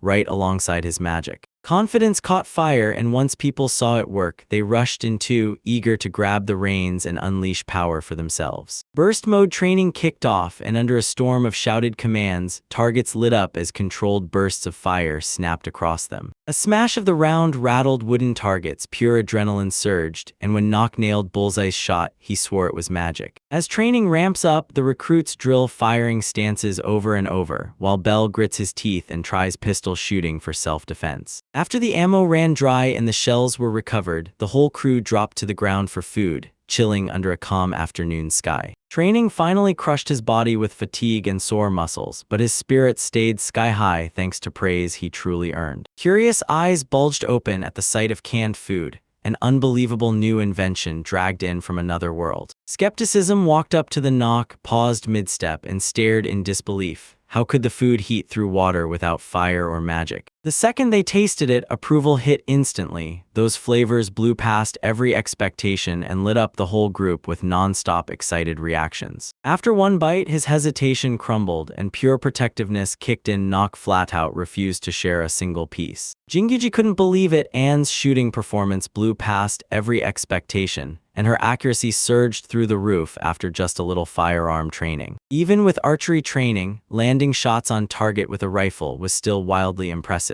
Anne's razor-sharp eyes blew everyone away, and with one confident aim, she hooked Jinguji's curiosity. He just had to know what she could really do. Suddenly, Belle jolted and screamed, sending dishes flying, because a jelly-like creature had crept up behind him without a sound. The whole group nodded, totally thrilled by how sneaky it was, and then they pitched the idea: hunt it down for extra unit income. Inside that crystal-clear body, a magic crystal core shimmered with pure value, the kind you only get after you finally beat the subjugation. Afternoon training flipped gears, tracking slow-moving slimes for a fight that would sharpen his skills and pad his wallet at the same time. Slimes spilled out of the grass, wobbling and darting straight for the forest where soldiers huddled in tense formation, watching every twitch. Anne sprinted through the trees while Jinguji barked orders, pushing the squad to wrap around the threat closing in. Binoculars locked onto the targets as Jinguji calmly barked, "Anne, he's inside your firing lane." With zero hesitation, he opened fire. Bullets tore through those slime bodies and they convulsed, recoiled, and finally crumpled. Core is shattered, flesh is erased, bodies melt into nothing, and when the smoke clears, only crystals glitter on the battlefield as Bell raises the ceasefire flag. Jinguji snapped out of the firing frenzy, kept his senses razor sharp, and scanned in tense silence for anything that still threatened them. Cheers erupted as her success lit the room, and the moment Locke jumped in, they tore off together to snatch that precious crystal. The loot started piling up fast, and everyone was cheering Anne. Her sharp precision and flawless teamwork cut right through that mobile slime swarm. Bell warned everyone to rinse like their lives depended on it. Any slime fluid left behind on the cores could still turn dangerous if they messed up handling afterward. Even with all the dangers and gut punch losses, Anne's hunt raked in just enough resources to keep the whole group fed and standing for a full month. Cold soda bottles blasted open, and the whole squad finally cracked for a breather, chugging refreshing sips after that brutal battle. That fizzy drink fizzed, then stung Anne's mouth like lightning, and Jinguji leaned in to reassure her. "Yeah, it hits everyone like that the first time." Locke's careless comparison lit a fuse in the group, and Jinguji snapped things shut,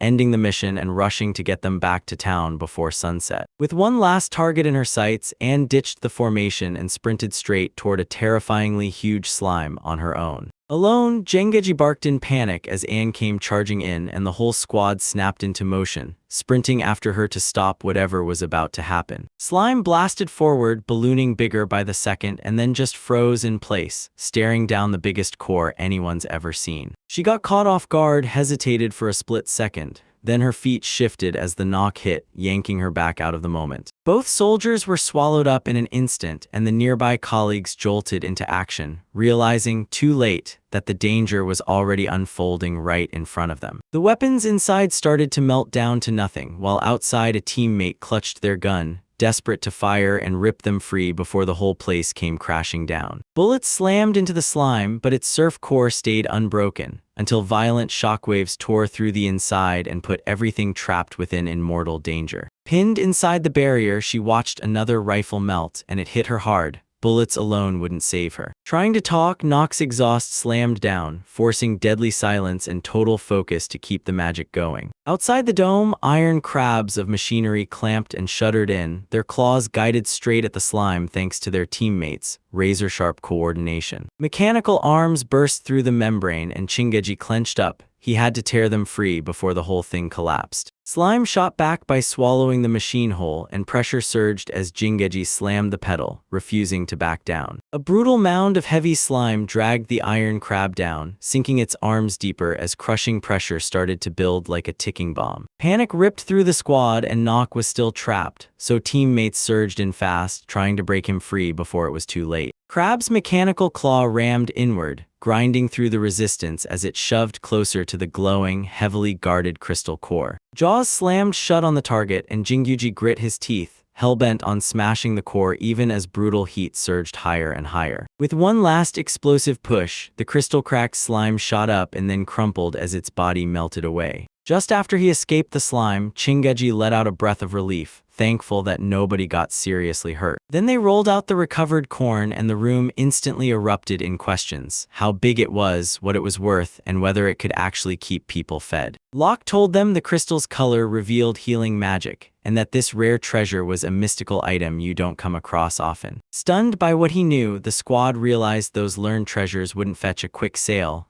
They were too valuable. Instead of hoarding it, they handed over the crystal, and the profits too, to the monastery. As the operation wound down, a fresh slime shot ahead, silent, sudden, and unnoticed, straight for the exposed vehicle. Before anyone even blinked, disaster was already seconds away. Lakhadov lunged forward, shoved Jingeji aside, and threw himself straight into danger. Inside the chapel, Bishop Margaret knelt and prayed in total solitude, pouring her hopes into the silent angel statue hidden in the stillness. Suddenly, a desperate soldier slammed through the doors, pleading for help with a voice that shook like it might break. Locke, racked with wounds from slime, was dumped onto the bed while everyone crowded in, panicking and staring in fear. The squad stared in horror at his condition: severe burns, skin melted away, and blood loss so critical they couldn't patch him with anything basic. Jamguji shoved Anne's glowing orb into view, then blurted, "Can this power somehow keep Locke from dying?" Margaret nodded and swore the crystal could heal Locke, yet her voice cracked with a worry she couldn't hide. Even though healing was on the table, she flat out told them none of the people here could wield the treasure's magic the right way. Miranda trembled, clutching Locke's failing hand, and blamed herself for the helplessness that hit her the moment she finally found him again. Tears poured down her face as she wailed, begging her brother to never leave her alone again. Suddenly, the crystal ignited with a wild glow, because the treasure felt Miranda's heartbreak and finally snapped into its true power. Miranda just got hit with a divine blessing, and suddenly her hidden healing power ignited, surging with immense energy. With Margaret in her corner, she cleared her mind and let divine power surge through her, one heartbeat at a time. Gentle light spilled from her hands as Locke snapped his eyes open,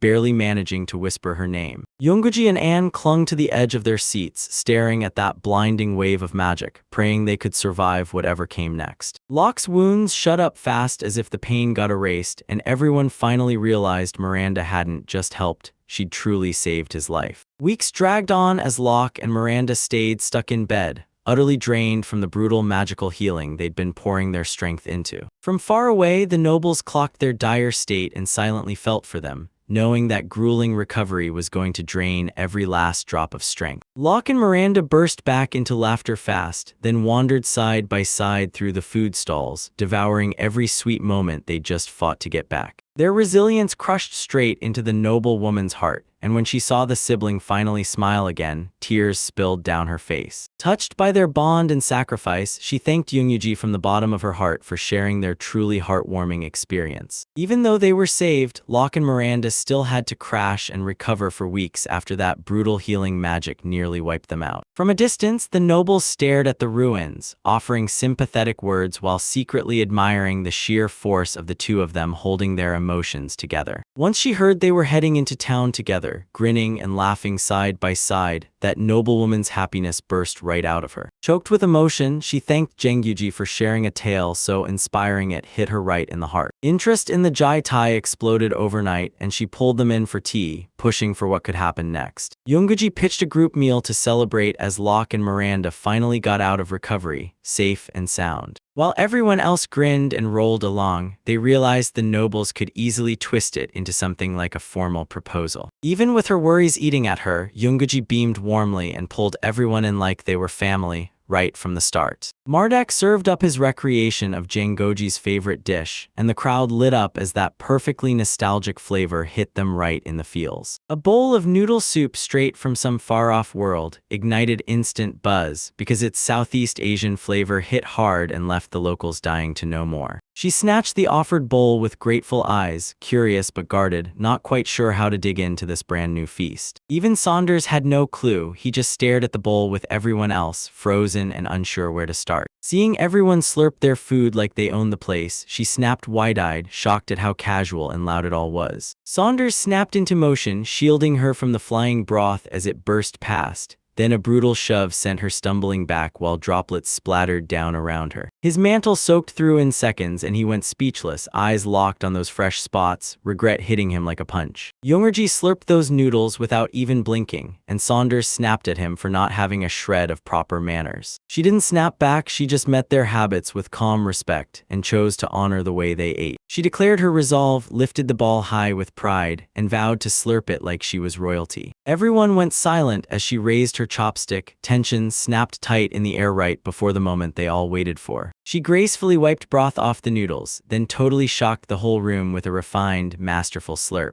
With silky precision, she guided each noodle through her chopsticks, then pulled off that flawless slurp like it was pure magic. She finished it with a grin so sharp her dress stayed spotless and the taste somehow blew past every expectation. Meanwhile, Marduk stared at the chaos everyone else left behind, and then started slapping aprons onto the next customers in line. Junkerji offered to have Tender join him, but the dwarf cut in mid-sentence, then blurted out urgent news, all doom and panic. Everyone hit the brakes and went dead silent when word of a coup at the Citadel of Tars suddenly crashed into their world. A vigilant knight met Saunders on the fortress walls, grilled him about the princess, and right to his face, named him Goliath. Her safety gave him a split-second breath of relief, but worry still etched itself across his face, because her family was stuck behind enemy lines. Steel screamed over dusty dirt roads as the military vehicle barreled forward. Every last shred of hope was on Joby's squad. Inside, soldiers tore through intel, commands snapped out loud and clear, and every single member knew this mission allowed zero mistakes. As Finney's emergency council locked in, Chambers blasted back their unanimous support for the coming strike, so the decision thundered through every room. Gilbert got the news of the uprising and launched a carrier pigeon with blazing urgent intel. A ruthless mercenary guild kicked off a bloody coup, storming in and ripping control from the throne while Lord Bunker was nowhere to be found abroad. Citizens got crushed by looting and bloodshed, while Lord Bunker's loyalists fought tooth and nail to keep their defensive lines standing. Sviney's council slammed the brakes on the takeover and greenlit military aid for the anti-coup forces. No hesitation, just action. Allied leaders swapped fortress maps, plotted sneaky recon missions, and braced for a dangerous rendezvous with the resistance waiting inside Tars. He was handed the reins for Joshi Tai's scouting, sent to hunt down any hidden enemy movement. Once broadband radios were rolled out, the troops started talking instantly, wiping out the distance between scouts in the field and commanders back at base. Antonio yanked Jinkaji aside and let out some seriously sensitive info, then hit him with a deeply personal request. Marion's messenger carrier pigeon finally found Antonio and begged him for help, something the official council didn't even know was happening. When Jinguji heard that father's desperation, he swallowed his fear and quietly vowed he would protect Marion and her family, no matter what. Troops geared up for 2 missions at once, scouting and getting people out, then they synced on a meetup spot at Marion's residence. Nervous yet unshakable, Miranda realized her healing powers could become the key to surviving the rescue phase that was about to hit. Vehicles rolled in tight formation as the second group got a briefing, followed Doe's orders without a single doubt. Tension swelled in the transport as Miranda quietly replayed Block's warnings. Mercenaries didn't just fight, they slaughtered with ruthless tactics. Chains used to hold her back, old pain still haunted her, but she refused to turn tail and run anymore. Grit burned in her chest. This mission mattered, and it mattered even more because of everything that came before. She refused to look away. She threw herself into helping others break free from the same nightmare she survived. And that mission lit a fire in her that wouldn't let her hesitate for a second. A calm acceptance swept through the crowd. No one argued anymore, while Nock shot a look back, silently locking in his resolve. Belle cracked a light-hearted moment by sharing her snacks, melting the tension and reminding everyone they weren't fighting this alone. Every soldier had their own burning reasons, but they all stood shoulder to shoulder for one mission, to guard what mattered most, just like Jingdeji. Miranda got a bright, cheerful welcome. G-Type cracked a share of soda and snacks, and that first bite kicked off their bond. Still not sure about soda, Belle stepped up and offered her bottle to take a knock, picking curiosity over comfort. During their trip, their attention snapped to baked snacks, and they eagerly grabbed one to munch while they waited near the knock. Crumbs skittered across the metal floor as the vehicle tore ahead, rattling from the rough road and roaring laughter. Night dropped in like a blanket, and with full stomachs, the soldiers' nerves finally went slack. One by one, they drifted off to sleep in the middle of the mission, all without a word. Jingyuji's casual jab got no answer, yet she kept nibbling in silence, eyes lost, thoughts spinning. Every bite hit her like a wave: home, her mom's cooking, and memories that stirred feelings so intense they almost spilled over. The talk flipped to hometown comfort food, where everyone compared salty hits and traded stories about the preserved meals that followed them from every corner of their lives. One single question from Jingjuji shattered the vibe, and suddenly it hit. There was something deeper beneath all those shared tastes and memories. Without even glancing back, she admitted, quietly, like it hurt, that his presence carried a kind of safety no one ever dared to name. Jingyuji clocked her sudden silence in the mirror, and a rush of regret hit him. He remembered the face of someone he failed to protect. A soft breeze from the past brushed past her, and even though she was gone, her face stayed razor-sharp in his mind. Miranda ate in silence, and the truth hit her hard. Someone else had once mattered to him that deeply. No worries, her calm words landed like a verdict, admitting the resemblance while quietly cracking open the emotional weight he still had locked inside. Even with old regrets still clawing at them, both of them dug deep, found their backbone, and swore to move forward, side by side, to protect Marion. The laughter finally died down as they tore into snacks together, and soon peaceful sleep wrapped Belle, Miranda, and Anne in its calm grip. Tars finally burst into view, its towering walls standing silent, like they were daring you to find out what chaos was trapped inside. He scanned the fortress in sharp focus, but the dim visibility shut everything down. Only a line of patrolling guards along the perimeter came into view. But no matter how hard they pushed, there was barely any visual proof. Only one thing they could clearly confirm: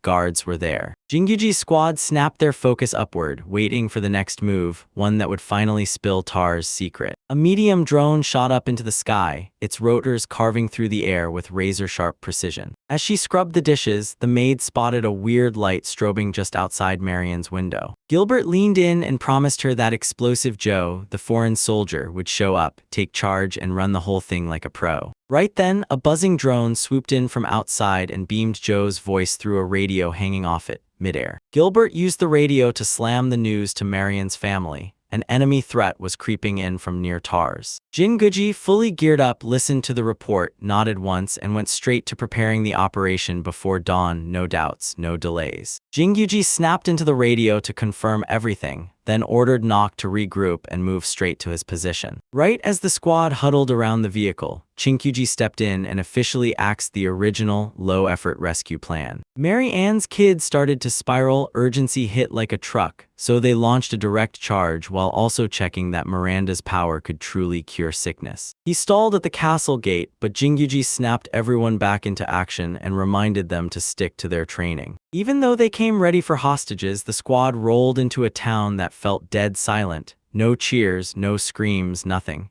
Jingyuji's gut clenched as he realized something was seriously, terribly wrong. Rage exploded in Jingyuji's words as he tore the truth open, captives stripped of their rights, brutalized past human limits, and ground down like they didn't even matter. Tension snapped tight when two soldiers noticed enemy guards lounging up above, totally unaware they were being watched. Unaware of the danger, the soldiers on the wall rolled dice and doubled down, laughing loud, bragging even louder about the loot they'd stolen. In a cramped storage room, looters pawed through stolen clothes, laughed at their victims, and split up the loot like it was theirs to claim. Greedy hands dug through crates packed with stolen treasures, bragging like they'd just snatched a dress right off its owner. Weird streaks tore across the sky, yanking every soldier's gaze upward a split second before the impact shattered the calm. An entire fortress tower came crashing down from above, smashing into the castle wall and ripping it all apart in a catastrophic collapse. Vehicles rumbled through the shattered gate as chaos detonated. Defenders scattered fast, scrambling for cover under a wall of brutal heavy fire. Jingyuji shoved into the front line, Belle, Anne, Miranda, and Nicarian snapping into formation at his sides as they surged into battle. Armor thundered over the cobblestone streets as Jingyuji practically barked for Marion's house address from the squad's navigator. Belle kept ripping the wheel to the side, dodging every incoming arrow while enemy archers tried to slam shut the vehicle's escape route. Jingyuji snatched the report, then fired back with total confidence.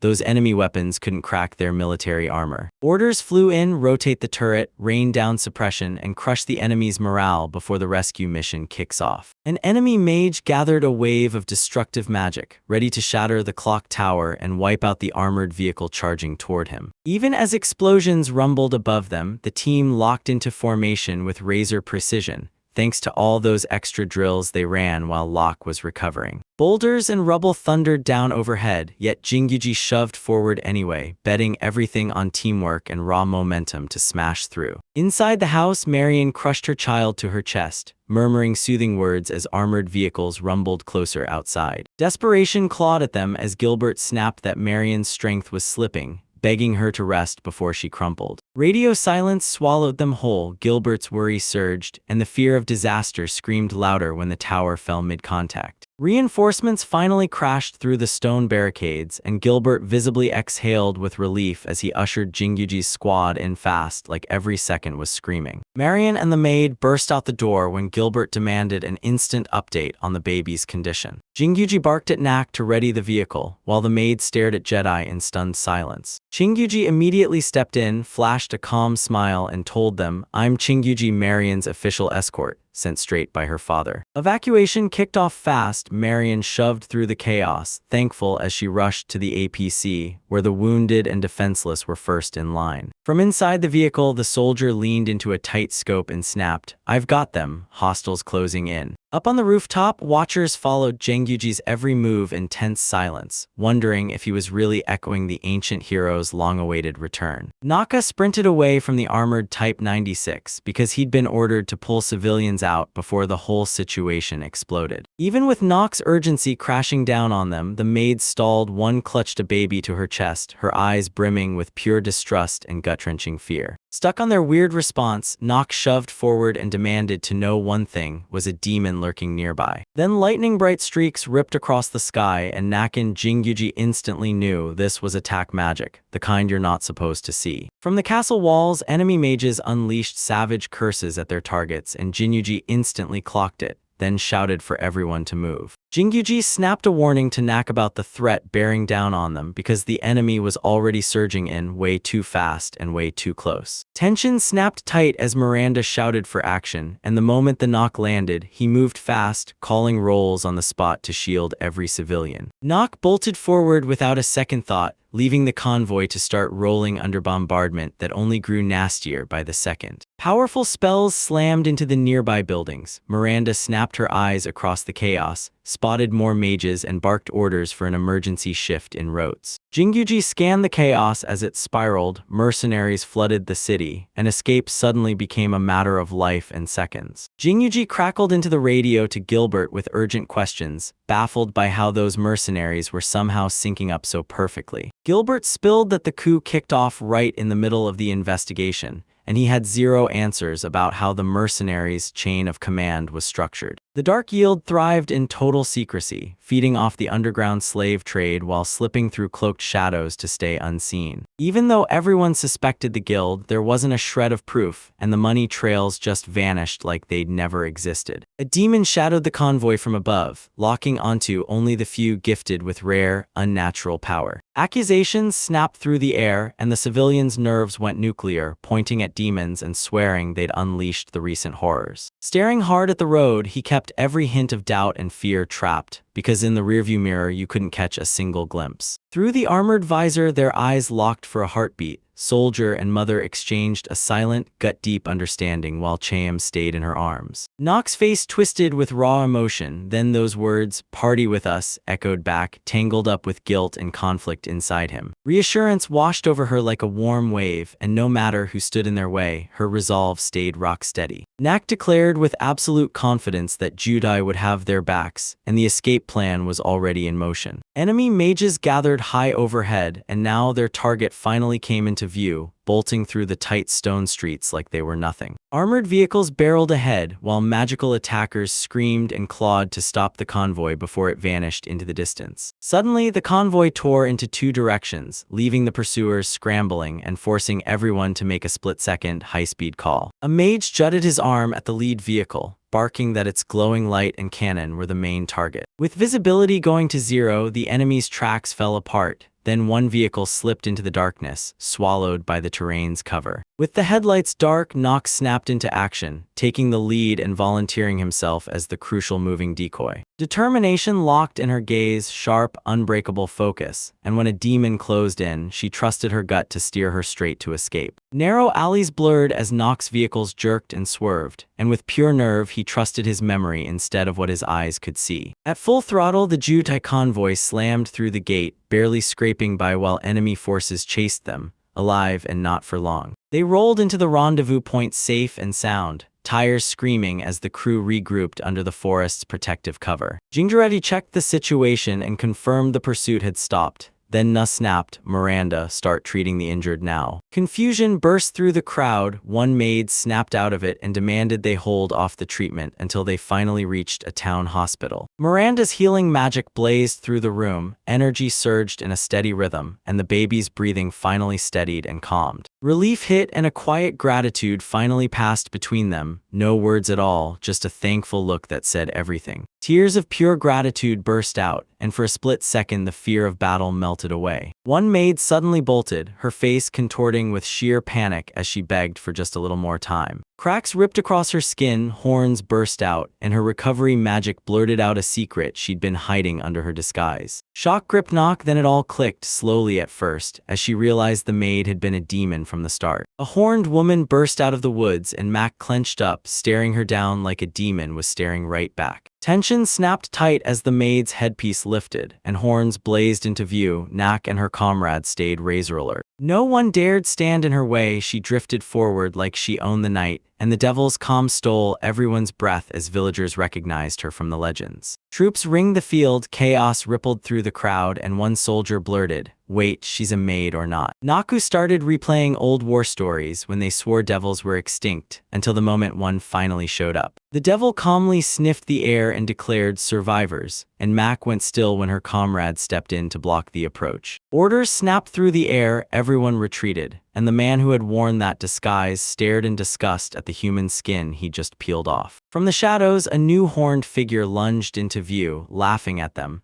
because the Dark Guild secret had finally been exposed. She finally spilled the truth, no shame, no hesitation, and sure, copying humans was a pain, but it was the perfect move for infiltration missions. A sick, twisted grin cracked across her face as she chewed human flesh, and in her eyes, every last human was nothing more than prey. Shock ripped through the group. She really ate a person, so when real villagers showed up, they were found beaten down and then shoved out of sight. Suspicion gnawed at him as he remembered the pigeon he'd seen earlier, released like a signal to drag in military reinforcements. With her purpose finally laid bare, she confessed she was tailing Jedi, pure curiosity and an aching hunger powering her sick, twisted infiltration scheme. With a chilling smile, she chewed flesh like it was nothing, and behind those practiced smiles, the gratitude toward Gilbert was pure malice. Tension snapped tight as the troops leveled their weapons, and Gilbert stood his ground, firing back, demanding to know her real objective right now. Genji lifted his weapon with trembling caution, but the devil just grinned, unshaken, still chewing on the stained cloth like it owned the room. Strange machines that drifted through the air, crackling radios and hulking armored vehicles snapped her attention, but she mistook all that modern tech for enchanted relics from some ancient tale. He boldly claimed the goddess reborn him, and deep down, doubts started to crawl in his mind about what the devils really knew. Doubts clawed at my mind. Was this goddess truly telling the truth? Or was she secretly flipping the script with reincarnation to pull off her own hidden plan? Another revealed their mission: hunt down reincarnated souls, bring the Demon King back, and seize everything they lost. Conflicted silence crushed the air as Joe and his companions tightened up, everyone holding their breath while he aimed, demanding one last answer. She snapped no fast, curiosity still tugging at her, but loyalty and pure disgust crushed the urge to join. Even with old wounds still burning, his mission stayed crystal clear. He'd protect this world, never walk away from it. With a calm, unshakable look, he laid out his position. No lust for power at all, only peace guiding every step. A smug smirk hit, and then wham, asterisk. No warning at all as debris exploded into the scene, and chaos tore through from behind. A monstrous creature tore through the door, and before the dust even settled, panic exploded as she announced Joe Jaringeg's fate was already sealed. Shadowdark wings snapped open, the devil launched through the sky as chaos tore the world apart, and a helpless infant stared down instant death. Threats choked the air. Mess up once, and that crying baby would get torn apart alive. With twisted delight in her grin, she vowed to Marion, "We'll feast together," while the baby whimpered and writhed in her grasp. Suddenly, the worm's head blasted apart, and her smug smirk instantly crumbled into raw confusion. Then fear started clawing its way in, and sprinted forward, arms stretching out, eyes locked on the infant dropping from above. The impact slammed her hard, but she clutched the baby tight to her chest as soldiers nearby barked orders, weapons still blazing in the air. From her perch, the sniper locked on and watched the shot land, and Overwatch's preparation had saved every last one of them. Writhing in agony, the devil kept babbling, and her hunger went full panic, so desperate she even licked the ground. Roads sprawled over the soil as her body liquefied, and the soldiers froze in horror, staring as the flesh vanished. Gas hissed out of the corpse, and soldiers screamed for everyone to run as Anne clutched the child tight against her chest. From beneath the rotting bones, vile cursed fumes seeped out fast, and he had no time before the corruption fully took hold. If the Unchained Ones aren't cut down right now, their remains will poison everything, and the land will be forced to suffer a cruel rebirth. Anne shoved Miranda ahead. Magic was their last shot to stop the spreading death. Everyone knew the danger. No matter what kind of devil showed up, they had to rip its body apart. A cursed corpse spewed death into the air, and as its corruption cloud rolled out, birds and beasts scattered in panic, gone in an instant. Miranda's healing field strained to hold back the miasma, then the moment it faltered, panic detonated because the truth hit them. They were done for. He pitched a magical cleanup plan, using explosives only where scattering cursed remains was too dangerous, because leaving the contamination threat to linger would be worse. Jimmy G stared at the infinite storage, and everything clicked. He wheeled back to Miranda, snapped orders, then strode forward. While his teammates grilled his plan, Jindaji marched forward with iron resolve, ready to break the curse safely, no matter what. Jindaji shot his hand up and locked eyes with the cursed skull, and the pressure slammed into the air like a storm about to break. A radiant force exploded outward, blasting the corpse in blinding light, and the crowd recoiled as shock raced through their faces. His theory hit dead on once he confirmed the reaction. His heart hammered as cursed energy finally started breaking apart and dispersing. Purifying waves surged over the remains, melting away every trace of decay, while Jinky G stood his ground, barely able to breathe afterward. Relief crashed across their faces as Jingaji roared in triumph. Finally, that deadly curse had been wiped out. Bell strode up with a grin and asked Jindaji for help when he spotted something seriously wrong inside. Inside that cage, the rat shrieked at the top of its lungs, and she couldn't force herself to end its life. Even though it didn't want to waste a second of life, it had to slip through town unnoticed, while fighting a seriously brutal challenge. Magic snapped to life around the cage, trying to seal everything away, yet all that survived was the vanished rat, still standing outside. Screams tore through the air as the rat bolted away, and Jingaji sprinted after it, apologizing to Belle as spring was still in full swing. The analysis locked it in: living beings can't be kept in storage, but corpses slip through the rule and stay untouched inside the system. News of his power shot across the land, and his allies swore they could finally fight back against the invading devils. A sudden transmission ripped through the operations, and the tension shot through the roof as urgent messages came in from Sveni's allied forces. Cross-channel voices overlapped, broadcast hit like a storm, chaotic and loud,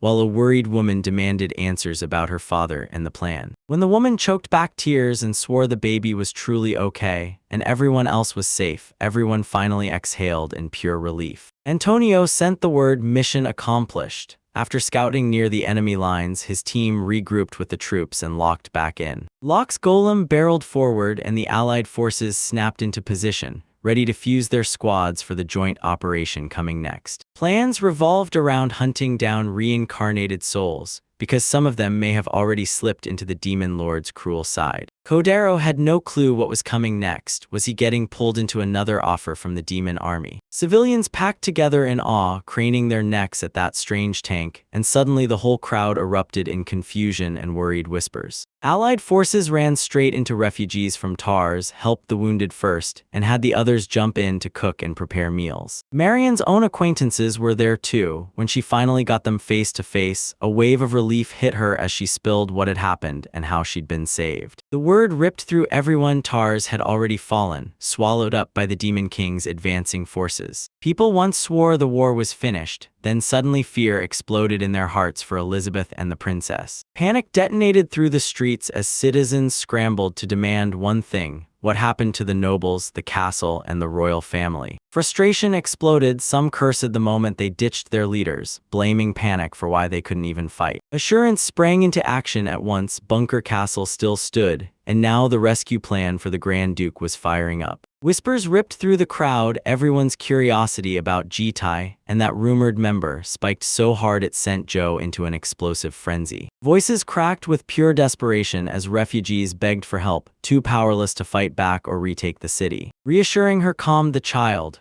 while Elizabeth and the Marquise had already slipped away safely into semi-territory. She swore she'd shield everyone no matter what. Then the bond she shared with Lady Elizabeth wrapped them in comfort, poured in strength, and forged real trust. Confidence blazed in her eyes, and she spun around to make sure she and Machine G were perfectly in sync. His stern face melted into something warm, no hesitation at all, as he fired off a reassuring answer and flashed a confident smile. The girl leaned in and whispered her question, and when the soldier lit up with a cheerful reply, her fear melted away. A quiet request landed in the air, then she leaned in close and told Jinji, "Listen to me carefully." A soft whisper dared to compare him to Kajiro, the legendary hero from those children's fairy tales everyone swore were real. She snapped the truth into place with total certainty, and right beside her, a child stood frozen in silence, eyes wide with pure wonder. A sharp pause hit him, and even as they praised him, he shoved it all away, muttering that he was ordinary, nothing special, and not worthy of the title hero. But deep down, he was sure Kajiro had felt the same way once too. Two spies were forced into the spotlight, spilling Joj and Jigga's true identities,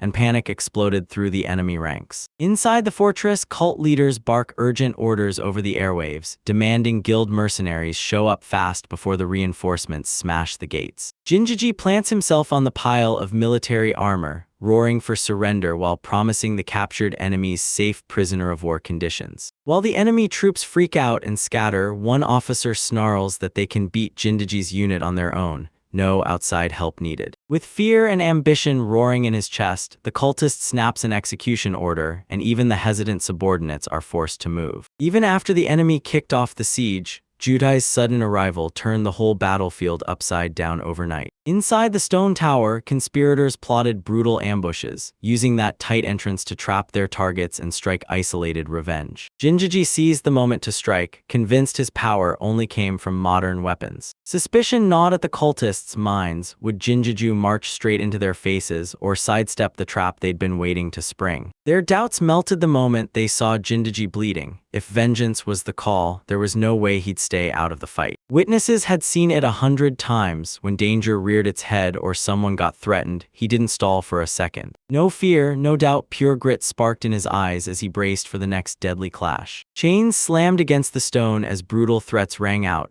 all aimed to shut prisoners up and force them to obey. With total confidence in their abilities, the ninja captives vow to take out their target with zero hesitation. Hostages turned into bargaining chips. If they slipped up or lost their worth, execution hit fast and the bodies were dumped off the tower. Mercenaries scattered into the chaos. Some threw down their weapons and surrendered, but not a single key Dark Guild figure was caught among them. Plans were already locked in, then a drone slipped in and scouted the perfect spots, itching to infiltrate the tower without a sound. A loud, proud brute strutted up, shouted his title and victory like it was carved in stone, and proudly claimed he was the commander of Tarz's forces. Bunker couldn't contain his excitement and shoved his comrades forward, itching to punish that so-called villain. That cramped little space trapped Bunker in discomfort, but he shoved the misery aside and locked in on the mission ahead. With spies lurking at every corner, the whole situation snapped into high tension, so every plan had to stay sealed tight for their lives. A worried man broke down, staring at the devil and asking, just how deadly is this showdown really? In the dark, a silent figure slipped through the shadows, locking onto the enemy and vanishing without a single trace. By nightfall, the ninja rumored to be tied to the Dark Guild slipped into the city like a shadow, unnoticed and deadly. Panic tore through the streets as the rumors spilled the assassin's past, tied straight to the legendary hero's homeland and legacy. Rage and doubt crashed into them as they wondered if siding with the Dark Guild was really the right move, especially with the hero still tied to the mess. A ruthless powerhouse rallied the soldiers to their side, pushing forward as they hunted down reincarnated souls for their deadly mission. It hit them like a thunderclap. The same talks they'd remembered earlier snapped into place, and suddenly everything pointed straight back to the devil they'd faced. As the tension spiked, one soldier finally snapped and questioned it.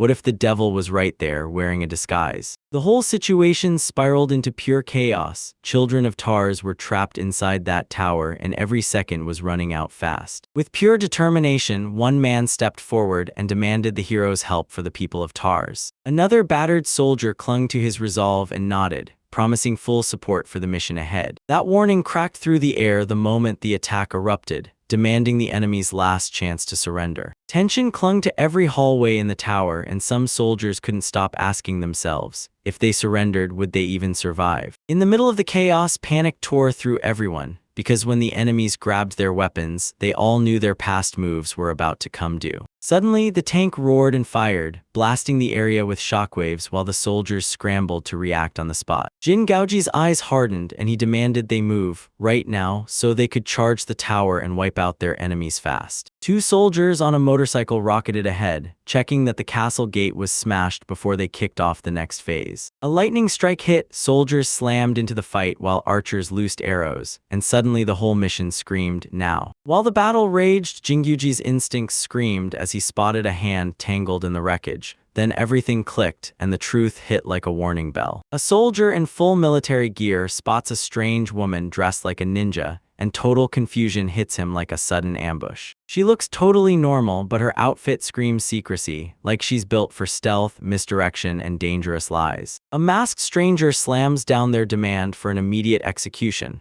with one person's life dangling by a thread. A hooded figure snaps an order to kill a man named Joe Jengyuji. With the hood pulled low, the figure scratches a strange symbol into the air, then pauses, like they're about to unleash something terrifying and dark. That horned woman, shackled and trembling, looks completely rattled. She's clamming up and hiding where Jojin Goji is. Even with the chains digging in, her belief in Jojin Biji's will only get stronger. Everyone expects him to show up any moment now. The masked figure slams down the idea of waiting for Jitai, glaring at the plan's delay like it's a personal insult. With her wrists still locked in chains, she hurls a warning. Don't fall for the baiting games of their manipulative captor. A fresh nightmare crawls out of the shadows, more enemies keep slipping in, and their control over everyone around them is terrifyingly strong. The masked figure shoves for instant action, snarling that he'll kill, making it painfully obvious he's about to carry out the plan for real. A soldier spots the figure and freezes, because the showdown feels like it's about to explode any second, with every exchanged word screaming urgency. He demands the hostage be freed, pushing hard to get the masked guy to lay down his arms and surrender. The soldier refuses to just fold, he keeps demanding options, pressing hard on the question,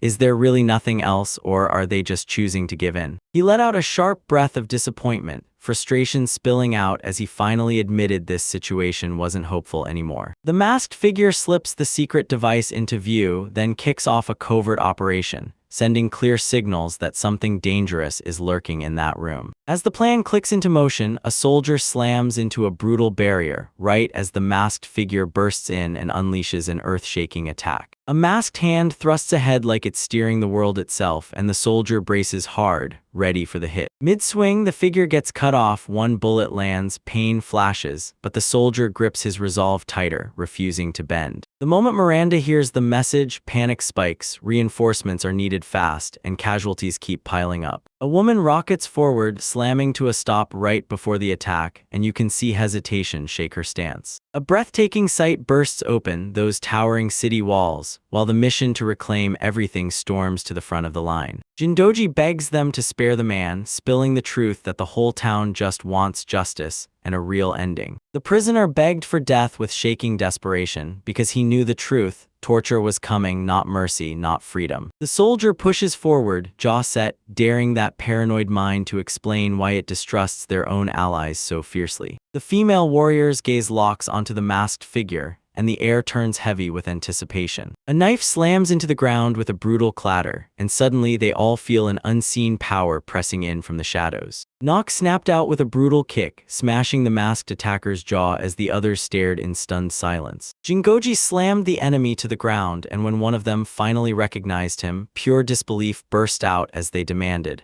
"Why are you here?" Inside the stone tower, the enemies leaned in, glaring hard, and demanded to know one thing: how the JSDF soldiers had climbed this high. Their power stunned the enemy into silence. Miranda said Joe's training forged that strength, but the captors snapped back for a deeper explanation. She fought to stay trapped, sobbing for help, while the masked attacker swore up and down that she wasn't their enemy. Jingyuji declared the chained girl innocent, and the words hit like thunder, torn apart inside. She bowed her head, unsure if she could ever trust them. The captors went quiet, then buzzed with respect, because even among the enemy, the name Joe Jinjuji still hit like a warning. A weird surge of energy throbbed from her collar, and when Jing, Deiji, and Nock sensed danger, they braced themselves for a split-second burst forward. A masked mage snapped his fingers and blasted a freezing spell. Glowing magic glyphs erupted in the air, and everyone froze in their tracks mid-step. Even with chains pinning her arms down, the girl's defiant scream ripped through the air, like she was saying, "This fight just started." A sharp command ripped through the chamber, and the assassin was ordered to strike. No doubts, no delays. The assassin dove from above, and the masked leader roared for Joe Jingaji to be executed right now. A sinister spell tore free in the dark, and the prisoner felt it coming, locking eyes with pure, unshakable determination. Chains clanked while the horned girl demanded, in a hushed voice, answers about who Joe Jingji really was back then. She swore Jingi-Jai was coming, and her belief didn't even wobble, because she could already see him charging straight into that tower. Sakura's allies stared at her, thrown off by her hesitation, and then a masked figure snapped that the danger was nothing, totally unnecessary. She warned them in a calm voice, then the captive pleaded for restraint, and she knew this was all a trap meant to shove someone into a reckless move. Shadows pooled in dead silence, and more enemies stalked just out of sight, so all he had left was to hold on and wait, no matter what. Ritual symbols erupted around the caster, and his threat roared louder, shaking the air, "Act now, or the girl dies." Across the room, Jingaji stood frozen, while a masked attacker barked his name, ready to lunge and smash him the second he moved. Like Jingaji slammed down his demand for surrender, offering safe passage only if the hostage was freed with zero resistance. The masked enemy froze in place. Jingaji's swagger hit him like a punch, and suddenly his choices vanished as escape started to feel totally out of reach. reach. Disappointment tightened Jingaji's voice as his secret comm device quietly confirmed each sharp order. Explosives rained down from above, the enemy jolted in panic, and Jingaji's team crashed into the assault before they could even recover. From the swirling symbols of darkness, a sinister clawed hand clawed its way into the world, as a summoning ignited around it. A massive beast tore through the window, and a sharp-eyed soldier on a rooftop snapped his aim straight at it. Right as the magic was about to finish, a bullet slammed into the summoner's hand, and the whole ritual got cut off mid-spark. With the enemies wiped out, the support units pulled back. Then a message blasted through, demanding Miranda jump in right now. Miranda lunged and caught the assassin mid-swing, yanking the blade to a halt just inches from slicing the target's throat. Orders were finally issued, and Jitai didn't waver. His mission stayed locked in. Free the city and make sure justice is carried out the right way. Jingdiji begged everyone to hold back because the people deserved closure, not another killing fueled by vengeance. Terror crushed the prisoner's spirit. He just knew torture was coming, so he pleaded for Miranda to end him. Jinguji zeroed in on why his enemy didn't trust him, and Miranda, aim steady, dared to ask if his allies felt the same distrust too. Tension crackled in the air, and the fox-eared girl held her breath as Miranda stared, weighing her next move. The blade came down, and this time the choice wasn't about violence at all. It was about trust, the same way it happened before. Sakura jolted awake in a room she'd never seen before, eyes wide, heart racing as confusion crashed in with every strange sound and shadow. Outside noises yanked her out of her thoughts. She peeked over the edge and saw crowds gathering and banquet tables being set below. In a lavish hall, booming cheers erupted as soldiers drowned their victory in food and wine. While everyone else raged through the chaos with shouted orders and endless demands for food and drinks, she stayed buried in bed. A voice she knew by heart yelled her name, and Sakura spun around, only to see her friends rushing in with pure joy blazing on their faces. The room filled with a sharp wave of embarrassment as the ninjas awkwardly fumbled with their brand-new, frilly uniforms they'd never worn before. Leaning in, the soldier told me Joe Jengaji cooked up the idea. He suggested a single disguise for every ninja. Arian Fairway nodded with confidence. He bet it all that these made disguises would slip them back into war-torn TARS easier. A steaming bowl of rabbit tribe soup got pushed into their hands, hailed as healing magic that sat easy in the stomach. With a thankful smile, she asked for Jingjaji and quietly insisted they talk in private later about something that couldn't wait. He turned down that massive treasure offer, jaw set tight, and demanded the compensation come straight from the Adventurers Guild instead. And he blasted the rejection with protests, but Jingjaji still craved riches, no taxes attached. He tiptoed up to the exhibit, then pointed at one lone object tucked among the preserved family relics. Even with the heirloom's insane worth on the line, the noble still nodded and approved Zingaji's humble request on the spot.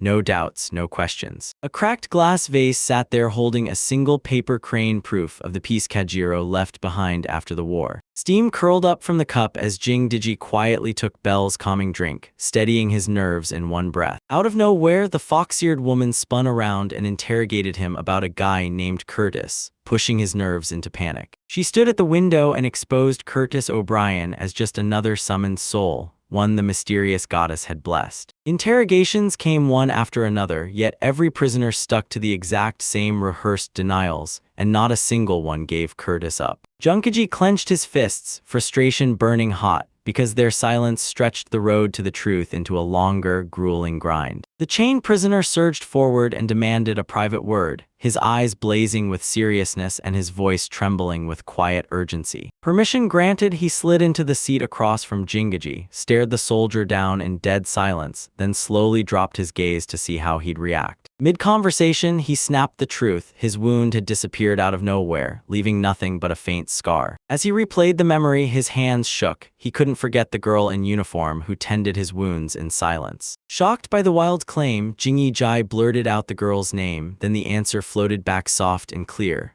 Miranda. Miranda used to be a captured slave, but the bond she shared with Curtis went way deeper than anyone ever guessed. Bell dropped the bombshell. Curtis and Codero had once fought side by side, locking onto the same purpose while the world shook with uncertainty and violence. After Kajiro's death, Curtis stepped in and took charge of the covert Beastfolk Orphan Force. That ninja network was forged through brutal hardship, hid in the shadows, and slipped in before trouble could ignite, snuffing out fights to keep the peace. Years slipped by and those agents reveled in their duty, keeping the peace alive from rooftop heights and lurking shadows. An ominous cult erupted from the shadows, fueled by twisted faith that demanded the Demon King's return. Panic slammed into the informant's chest. Curtis had to get the message before time ran out. Curtis greeted Sakura with a calm smile, but his eyes burned with curiosity over that strange entrance and the nervous storm she brought with her. Instead of taking the drink, she pulled Curtis aside in private and pressed him with polite words that hid some seriously scary doubts. She stalled for a second, then shot him a question. Did he believe her? No proof, sure, but she'd come to him alone. Sakura swore loyalty, echoing Kajiro's legacy. Yet Curtis stepped in, warning her to stay sharper and not let her guard down. A brutal ambush hit out of nowhere, and a horned demon laughed at her devotion, claiming her belief never mattered at all. Later, regret twisted in her voice as she dared to question what the ninja ideals were truly meant to do. Elsewhere, civilians surged forward, desperate to gawk at the Iron Crab, an upgraded reconstruction machine built to rebuild everything. Inside the cockpit, Jingyuji drove it in dead silence, shouldering the heavy fate of a second-generation hero. Cheering erupted as the Grand Duke slammed the decree down and crowned Jingyuji the official second-generation hero of Tars. Even with that title on his back, he kept grinding quietly, cloaking his pain behind the machines and locking in on what mattered most. Curtis, another reincarnated soul, used to team up with Kajiro in battle, and that one detail ignites a whole storm of questions about where he came from and why he's really here. Relief workers sprinted to throw up aid tents, while just inches away, quiet hands were already helping them without a sound. To everyone's shock, shelter was already standing there like it had sprung to life, while help no one could even see somehow worked faster than anyone ever imagined. Kids stared in shock as whispers raced through the crowd. Those silent ninjas had already swept in and handed out food at lightning speed. While Sakura's squad quietly rebuilt in the shadows, Jingyuji got hit with a storm of conflicting reports about how they were secretly growing more independent. Their neutrality shattered fast, trapped between rival armies and drowning in political suspicion,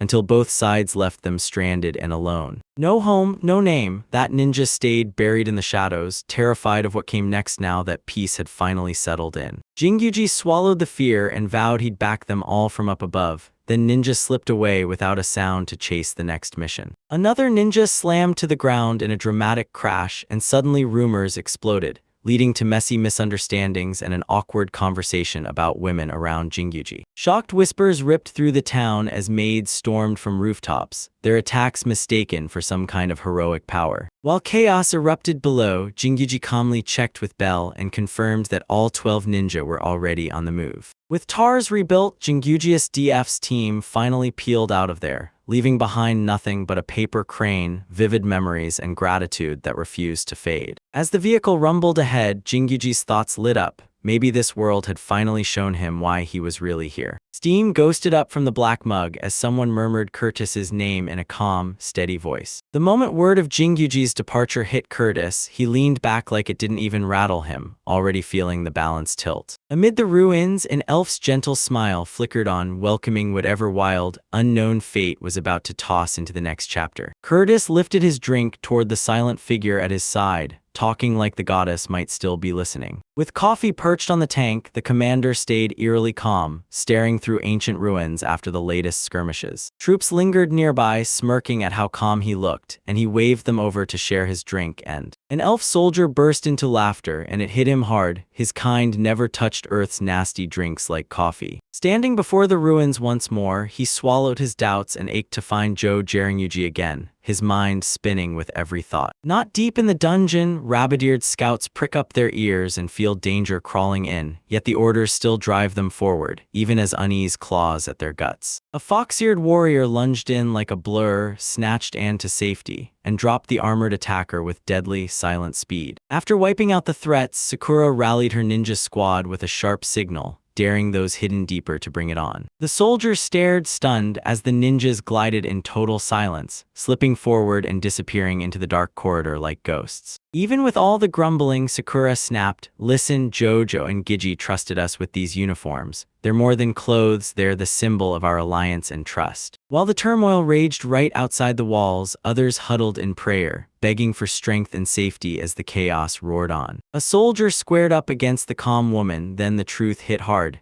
She wasn't just anyone, she was Princess Letitia of Al-Qaeda. Letitia stood her ground and thundered for everyone to kneel for divine prayer, even criminals wearing masks as noble traitors of flesh. Meanwhile, Miss-Card gets fresh updates. Joe Jingyuji just shattered the Dark Guild's final faction. Even though freed slaves were finally safe, the noble daughters and rare tribal captives vanished without a trace, tragically unaccounted for. Rain hammered down as Curtis stared at his coffee, watching the ripple vanish profits he'd lost, because the Dark Guild's power had finally collapsed completely. Curtis grilled her loyalty while another officer backed her up, praising Sakura's razor-sharp combat skills as unmatched. Doubt churned in Curtis's head, and he couldn't shake the fear that letting go of control was a reckless mistake. He didn't hesitate, he smashed his cup to pieces, then snapped that the failed guild and its dead dream bored him to death. Rain drummed down while he cursed its absence, feeling bored and rattled by the painfully quiet aftermath. From the forest edge, a scout clocked the first drops falling, and just like that, tension snapped in, hiding became urgent, and everything promised to change. Rain hammered the streets as she watched the lover's function kick in, those wipers roared to life, scraping clear a path ahead. Even with everyone tangled up at first, the vehicles kept grinding through the pounding rain, until a command finally cut in and ordered them to break for lunch. Tents and armored cars formed a tight line as everyone rushed in, and hot meals waited to warm them up under the storm that wouldn't let up. Letitia closes her eyes and chases that warmth and taste with every breath, while everyone else swears it's Jane Goody's magic that's cooking up the flavor. While they were still on the move, the rescued kids ate in hushed peace and Letitia checked in on Isekai'D's progress. She made sure the plan stayed right on schedule. A knight stared up at the clouds, chewing on the fear that their convoy couldn't outrun the Pigeon Lord's relentless attack. Travel plans swept the right people into Sadob just ahead of the delays, and TARS made it happen by rerouting intel through diplomatic channels. Talks finally confirmed it. Nobles teaming up with Tars were fast-tracked first, especially the ones hit hard by the Dark Guild. Tension stayed razor-thin. If they didn't pull those high-ranking captives back, every wounded territory would spark a brand new clash. Grand Duke Fairway offered a quiet escort mission, determined to shield Letitia without pouring more fuel onto the political fire overseas. Letitia stayed safe and hopeful, rain drumming down as she prayed for a fast reunion with her family. Jangyuji told them straight up, Arilla's meal wasn't coming from the same table. Miss Belle had her food prepared just nearby and served her separately. Just then, Belle slid up to Arilla with food and called her softly, right as something terrifying showed up out of nowhere. She burst out of the barrel, soaking in the rain like it was nothing, completely unbothered as the storm blasted everything around her. After asking where Letitia was, she shrugged it off and stepped in with the others, feeling steady because Belle's voice calmly pointed the way. Belle thrust a steaming box of katsudon into Arilla's hands, and she leaned in, eyes wide, asking what this strange new food was. Letitia raved about how crisp and satisfying it tasted, then couldn't help wondering if Joe Jangyuji's magic was secretly boosting the meal's warmth and flavor. Arilla brushed off Belle's kindness with a cold, fake indifference, insisting she wasn't hungry while she turned her back and walked away. Clouds began to tear open above the trees like the sky was giving him a countdown. His break was almost over and he'd be moving out real soon. Beneath shining skies, the troops checked the clock and swore Jingyuji and the Jedi convoy were still right on schedule, no delays in sight. Elven soldiers snapped into rigid formation, holding their calm as they queued up for the big arrivals right at the outpost gates. They didn't hesitate, took charge of everything, hauled out tables, lined up chairs, and fired up the kettle while silent armored vehicles loomed nearby. With it all set, a masked officer flashed a grin, so satisfied with the plan that he couldn't wait to kick off the talks.